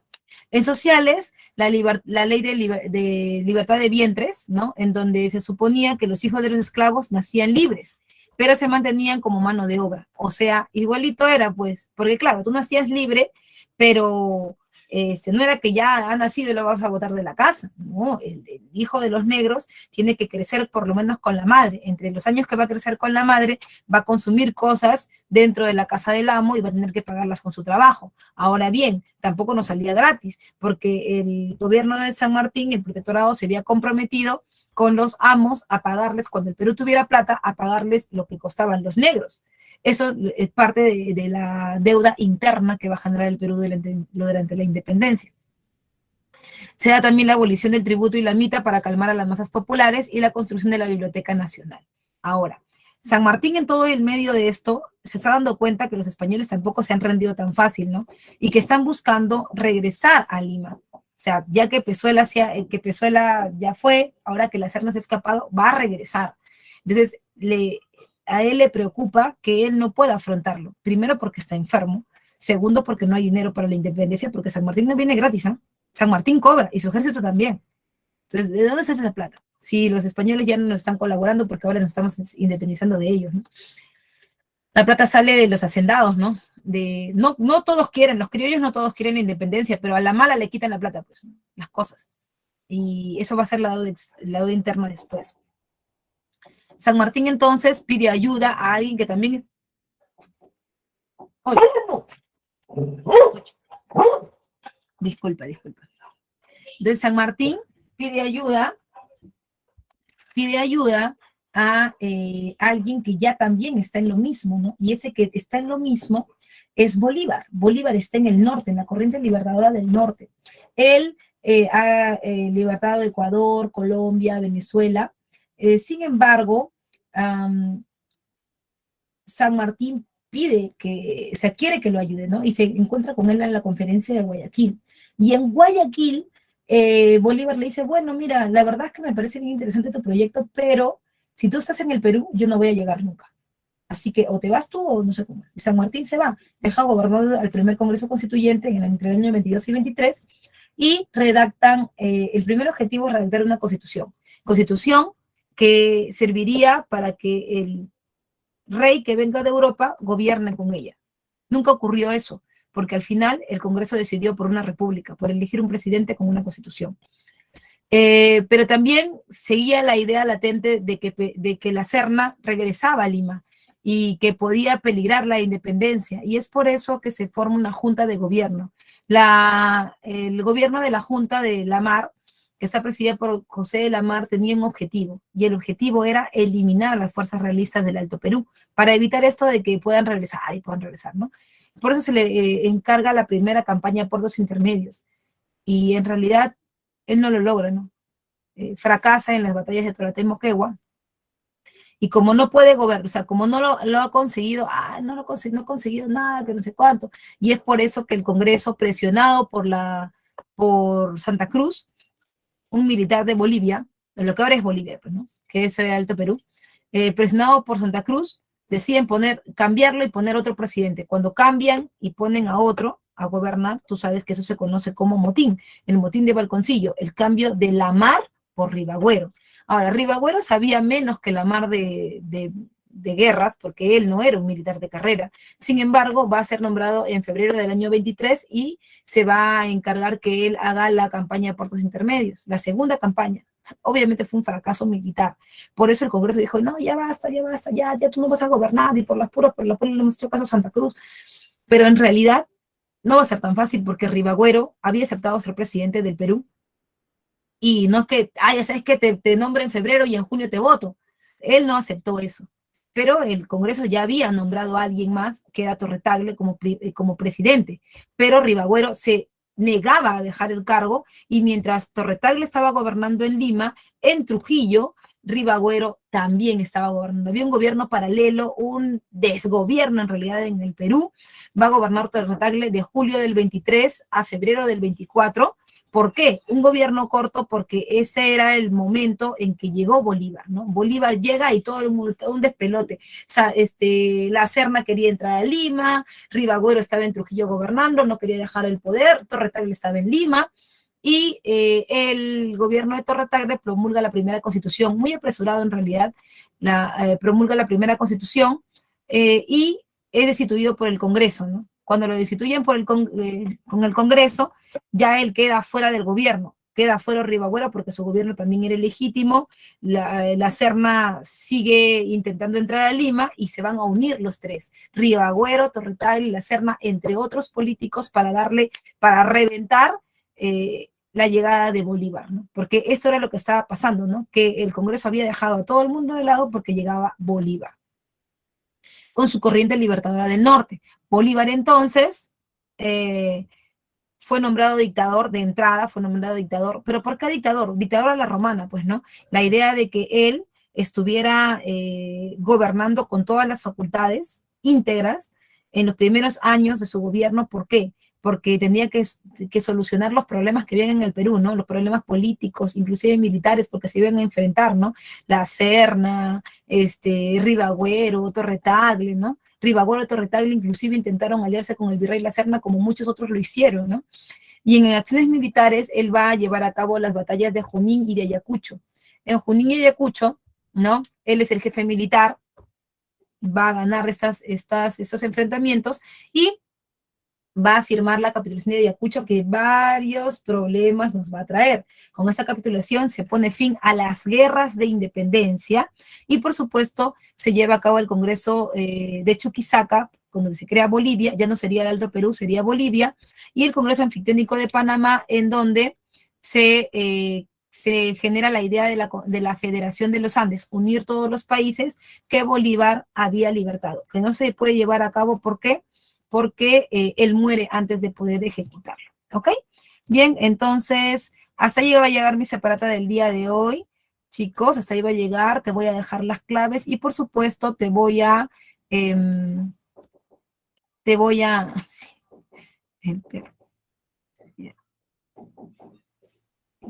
y por supuesto, te voy a invitar a que nos sigas siempre en el multichat, porque tenemos ahí los profes que siempre están atentos a tus preguntas. No siendo más, me despido de ti y nos vemos la próxima semana, esta vez en un capítulo más de Historia Universal. Chao, chao, que te vaya súper bien.